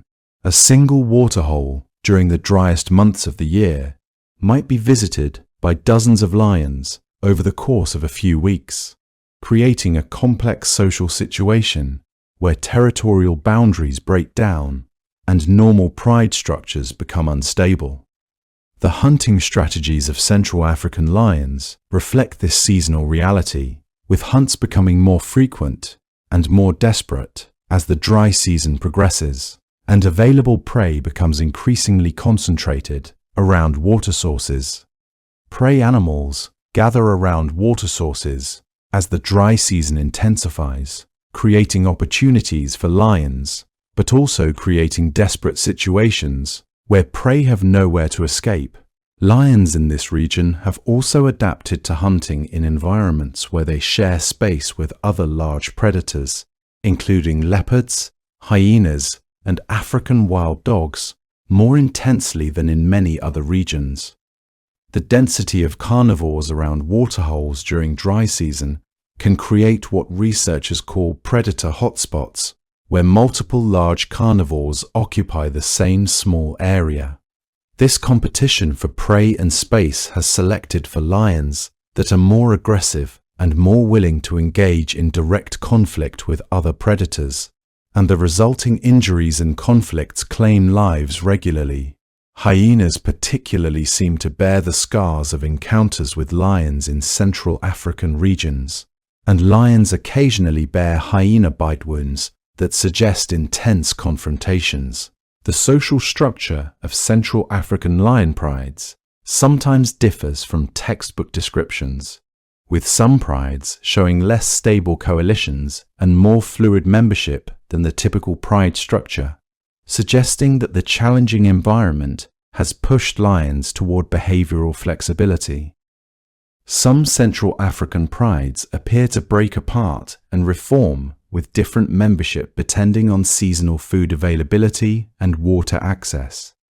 More fluid and responsive to environmental conditions than the relatively stable family units typical of prides in more abundant habitats.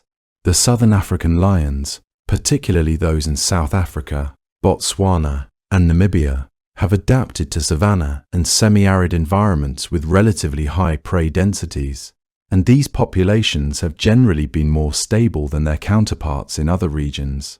The Kakalagadi lions of the Kalahari, shared across Botswana and South Africa, represent a famous population that has been intensively studied by researchers for decades, with long-term data revealing how individual lions change territories, how pride dynamics shift over years, and how population numbers fluctuate with rainfall and prey availability.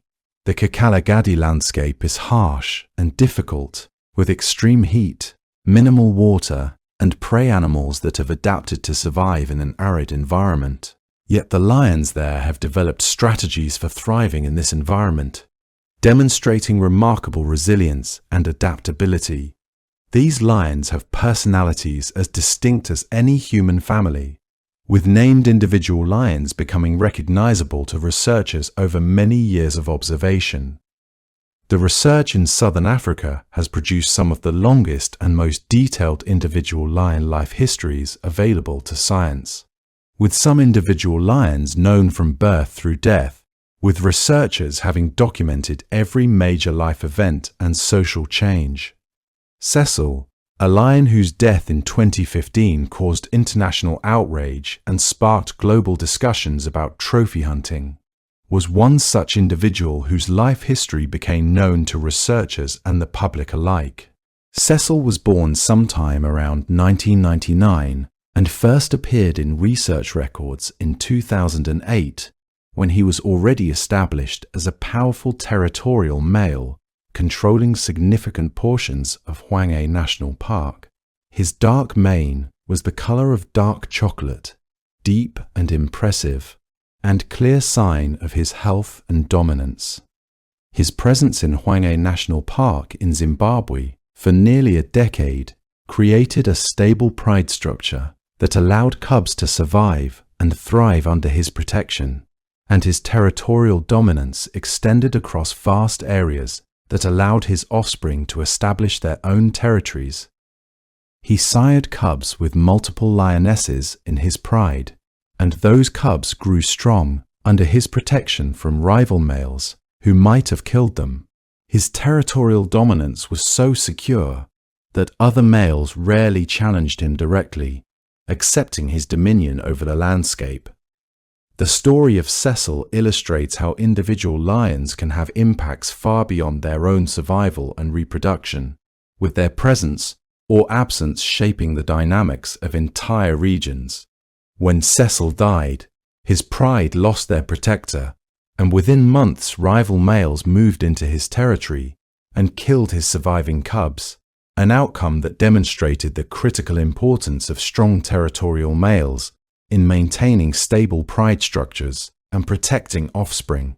The Asiatic lions of India represent an entirely distinct population separated from African lions by thousands of kilometers and hundreds of thousands of years of evolutionary isolation.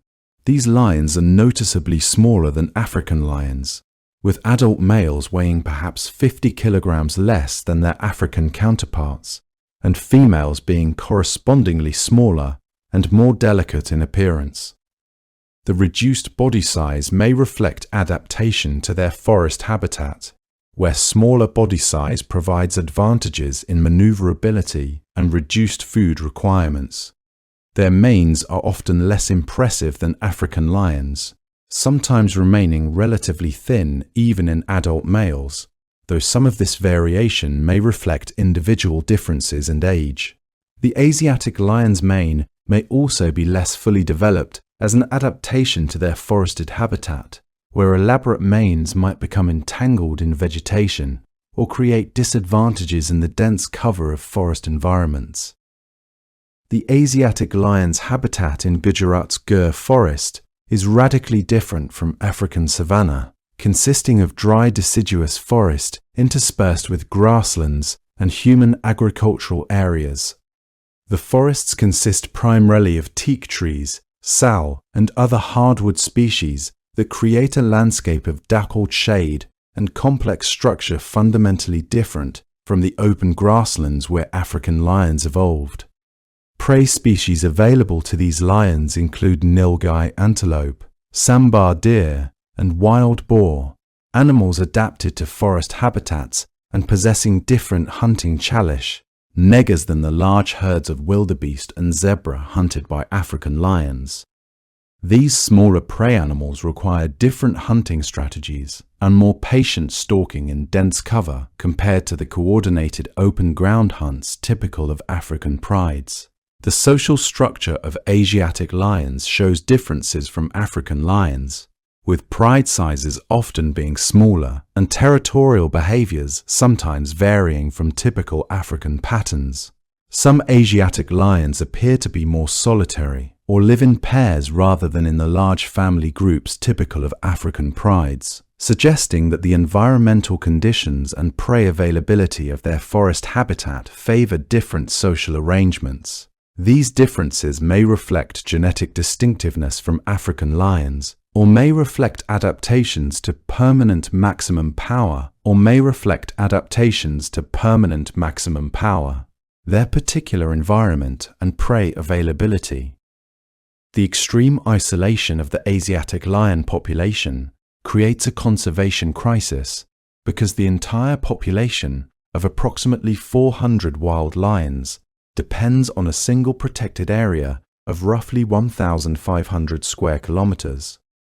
If disease, drought, or other catastrophe strikes, there are no other wild populations to serve as a source for re-establishment. A single disease outbreak could potentially wipe out the entire remaining wild population, and a single severe drought could eliminate most prey species and force a population collapse. This vulnerability has made Asiatic lion conservation a paramount concern for conservation biologists and has led to careful genetic monitoring and reproductive management to maintain the health of the captive and wild populations. Conservation authorities have discussed the possibility of establishing a second wild population in another protected area to reduce the risk of the entire species depending on a single location. Though finding suitable habitat and managing the complex logistics of such an undertaking presents enormous challenges, the relationship between lion populations and human communities has become increasingly complex as human populations expand into former lion habitat and as lions encounter livestock and agricultural systems fundamentally different from the wild prey they evolved hunting. Across Africa and India, the conflict between lions and humans has intensified dramatically over the past century as human population growth and expansion have accelerated. In many regions, lions that previously lived entirely outside human-dominated landscapes now find themselves forced into closer contact with people, livestock, and agricultural areas. Some lions have become adept at hunting livestock, developing specialized knowledge of where animals are kept, and developing behaviors specifically targeting domestic animals, owls rather than wild prey. These problem lions become increasingly dangerous over time, as they learn that livestock are easier to catch than wild prey, and that human settlement areas offer predictable food sources. When lions prey on livestock, the economic losses to farmers and herders can be devastating, representing a significant portion of annual income in communities living in poverty. For a family living on the margins of subsistence, losing even a single head of livestock can mean the difference between adequate nutrition and hunger, between maintaining independence and falling into debt.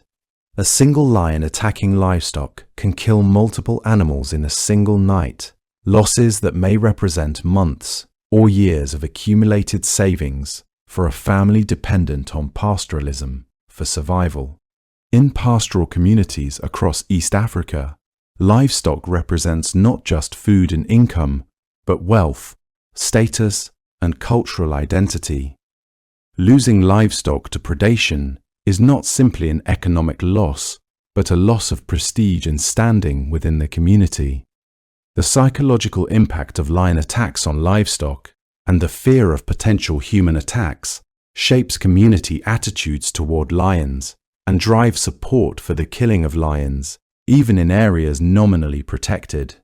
Many communities adjacent to protected areas harbor deep resentment toward lions, viewing them as threats rather than as valued wildlife. Communities living near Hwangja National Park in Zimbabwe have historically suffered significant livestock losses to lions, creating tension between the desire to preserve wildlife and the desperate crush to economic needs of communities losing animals to predation. Some villages have experienced livestock losses totaling hundreds of animals over a period of years, amounts representing genuine hardship and deprivation. Young men in these communities sometimes organize retaliatory hunts against lions that have killed livestock, seeking to protect their family herds and to defend their honor. In many cultures, the willingness to confront dangerous animals in defense of family livestock is viewed as a mark of courage and maturity. These retaliatory killings are difficult for conservation efforts to prevent because they are driven by immediate economic necessity and understandable human emotion, rather than casual cruelty. The men engaging in retaliatory hunts often express genuine love and respect for wildlife, yet feel their first obligation is to their families and communities rather than to the preservation of predators that threaten their livelihood. Human-wildlife conflict mitigation strategies have become central to modern lion conservation efforts, with conservationists recognizing that successful long-term lion conservation is impossible without addressing the legitimate concerns and economic interests of human communities living alongside lions. Compensation schemes have been established in several countries, with conservation organizations paying farmers and herders for livestock lost to predation, reducing the economic incentive for retaliatory killings. These schemes work best when compensation is rapid and reliable, because delayed or inconsistent payments undermine trust and reduce willingness to accept losses. Improved livestock management practices, including better enclosures, nighttime herding protocols, and the use of Linux to accept losses. Improved livestock management practices, including better enclosures, nighttime herding protocols, and the use of Westock Guardian dogs have proven effective at reducing predation rates in some communities. These practices require training, investment in materials and animals, and sustained support, but they create long-term benefits by reducing losses while allowing lions to continue occupying their natural ranges. Conservation organizations have also invested in insurance schemes that protect farmers against the losses of livestock to lion predation, distributing risk across larger groups rather than concentrating all losses on individual families unlucky enough to live near active lion territories. These approaches recognize that human and lion coexistence is possible only when the economic interests of human communities are respected, and when conservation efforts genuinely address community wealth. Poaching driven by illegal wildlife trade represents another significant threat to lion populations, with lion body parts commanding significant prices in markets across Asia and elsewhere. Lions are killed for their bones, which are used in traditional medicine and in bone meal products, for their skins and hides, which are fashioned into rugs and decorative items, and sometimes simply for sport by trophy hunters seeking to display evidence of their conquest. The international trade in lion parts has been difficult to control because demand originates in countries far from lion habitat, creating enforcement challenges that require cooperation between source countries, transit countries, and consumer countries. The African Union and international conservation organizations have worked to strengthen national laws against poaching and to create deterrence through increased penalties and enforcement. Ranger patrols in protected areas have been intensified and better equipped to detect and stop poachers, with successful anti-poaching efforts in several countries, reducing poaching pressure significantly. In some regions, the arrest and prosecution of poachers has become more common, with judicial systems treating wildlife crimes with increasing seriousness. However, organized poaching networks operating across borders have proven difficult to dismantle, and the economic incentives driving poaching remain powerful in regions where alternative income sources are limited. Young men lacking economic opportunities sometimes turn to poaching as a livelihood, taking on the risks in exchange, and go for income far exceeding what they could earn through conventional employment. Addressing poaching effectively, therefore, requires not only law enforcement, but also provision of alternative economic opportunities and community development that makes honest livelihood more attractive than poaching. Climate change has emerged as an increasingly significant threat to lions and their prey across Africa and Asia, with changing rainfall patterns and intensifying droughts creating cascading effects through ecosystems. The Serengeti ecosystem, home to some of the largest remaining lion populations and to the world's greatest concentration of large herbivores, has experienced increasing rainfall variability in recent decades. Droughts have become more intense and more frequent, with consecutive seasons of failed rains creating conditions where prey populations crash and lions face starvation. The great wildebeest migration that defines the Serengeti ecosystem depends on predictable seasonal patterns of rainfall and grass growth. When these patterns shift unpredictably, the timing of migration becomes chaotic, and lions that depend on intercepting migrants at predictable locations find their hunting strategies ineffective.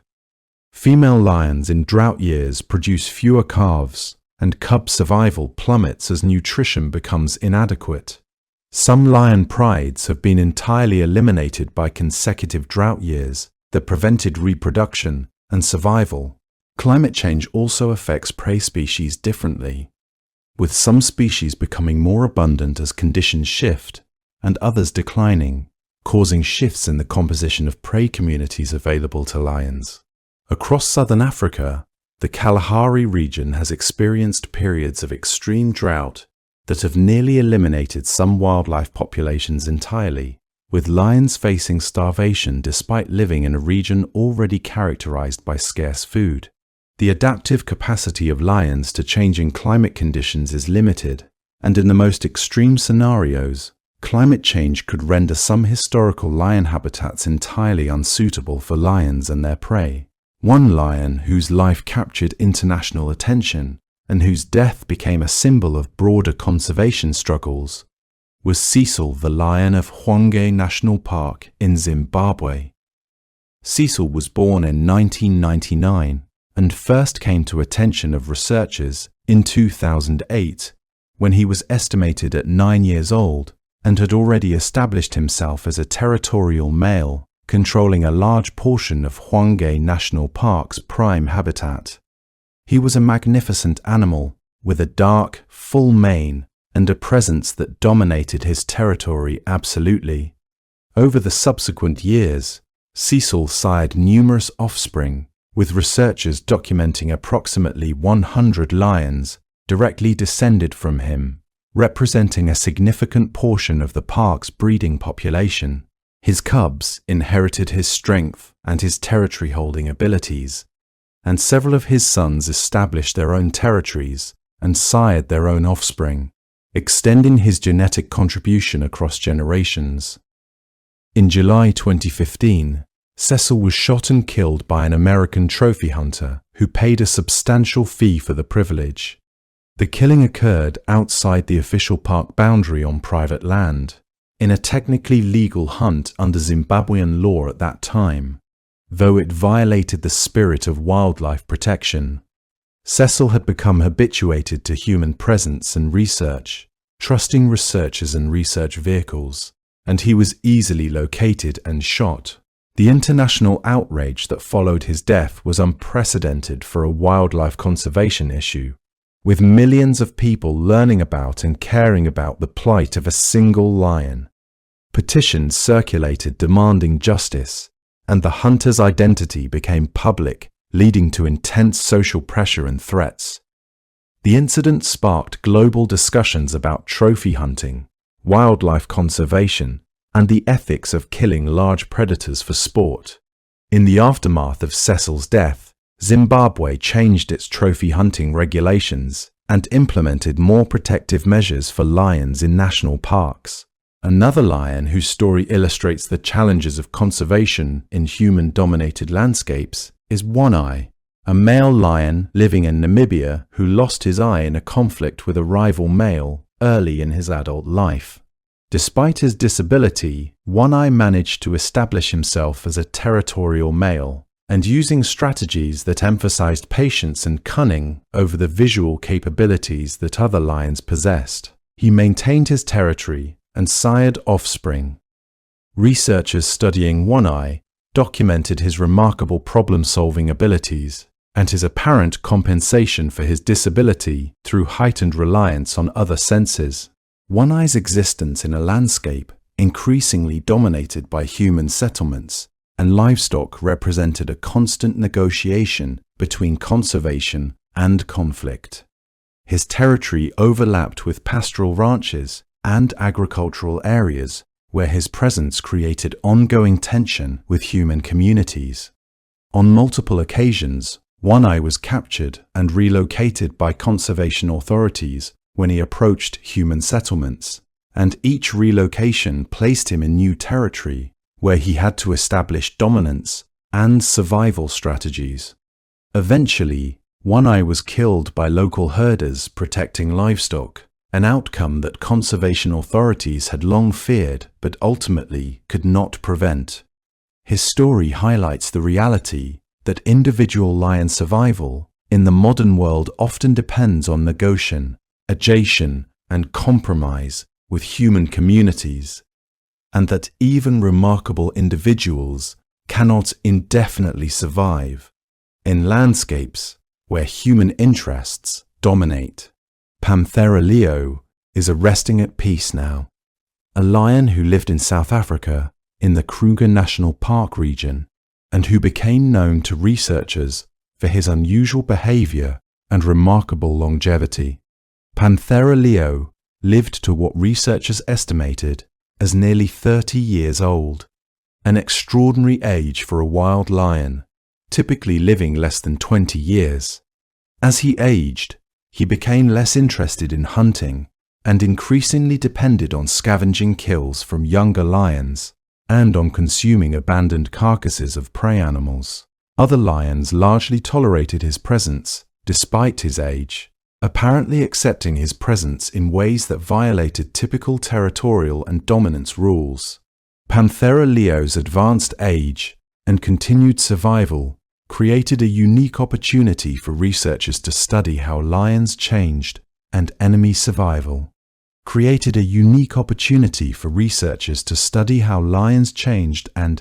Adapted as they aged, and what role elderly lions might play in pride dynamics and social structure. Panthera leo eventually died of natural causes, and his death marked the loss of an individual who had contributed to scientific understanding of lion biology and behavior. The scar tissue covering much of his body, visible in photographs over decades of research, told stories of conflicts, injuries, and survival of circumstances that would have killed lesser individuals. Panthera leo represented resilience and adaptation, a lone individual persisting through decades of change in the African landscape. As wild lion populations continue to face pressure from habitat loss, human conflict, climate change, and poaching, the future of these magnificent predators depends on sustained commitment to conservation at multiple levels. International cooperation between nations sharing lion populations has become essential for protection that crosses political boundaries and allows lions to maintain genetic diversity through movement between protected areas. Within nations, protected area systems must be expanded and better resourced to provide sufficient habitat for viable lion populations. Regional programs that link protected areas and allow lion movement have proven essential, with corridors connecting otherwise isolated populations, preventing the genetic impoverishment that threatens small isolated groups. Within protected areas, anti-poaching efforts must be sustained and strengthened, with well-trained and well-equipped rangers patrolling regularly to detect and stop poachers. Effective anti-poaching work requires not only enforcement capacity, but also intelligence gathering to identify poaching networks and supply chains, allowing authorities to disrupt illegal trade at multiple points. Communities living alongside lions must be meaningfully engaged in conservation planning and must benefit directly from lion conservation through tourism revenue, employment, or other economic opportunities. When communities see lions as assets rather than liabilities, they become willing participants in conservation rather than opponents. Education about the ecological and cultural importance of lions can foster support for conservation among younger generations who will ultimately determine the political will to protect lions. Scientific research must continue to improve understanding of lion ecology, behavior, and population dynamics, providing the information needed to make informed conservation decisions. The survival of wild lions into future generations requires nothing less than the commitment of human societies to share the landscape with these predators and to accept the minor costs and occasional conflicts that coexistence entails. The gentle power of lions rests in their capacity to connect us with the natural world and with something deeper than ourselves, a recognition of wildness and dignity that transcends the everyday concerns of modern life. When we rest and watch lions resting, seemingly without concern for the relentless march of time and progress, we recognize something essential and true about existence. Lions teach us the value of patience, of allowing time to move at its own pace, of understanding that urgency and hurry are human constructs rather than natural necessities. In the quiet moments when a lion lies in dappled shade, breathing slowly and deeply, completely present in the moment, we can glimpse a way of being that modern humans have largely abandoned. The profound social bonds within lion prides demonstrate the importance of family and community, showing us that survival and well-being depend not merely on individual strength, but on the connections we maintain with others.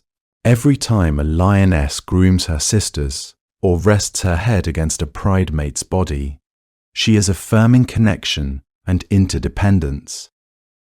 Every time lions gather peacefully around a kill, they are choosing cooperation over conflict, despite the scarcity that might justify competition. These lessons from lions offer something precious to humans struggling with isolation and division. The beauty of lions, the majesty of their presence, and the complexity of their lives remind us what we stand to lose if we allow these creatures to disappear. Let their slow, powerful journey through the African landscape continue for generations yet uncounted, and let their presence remind us, always, of the wild world we share.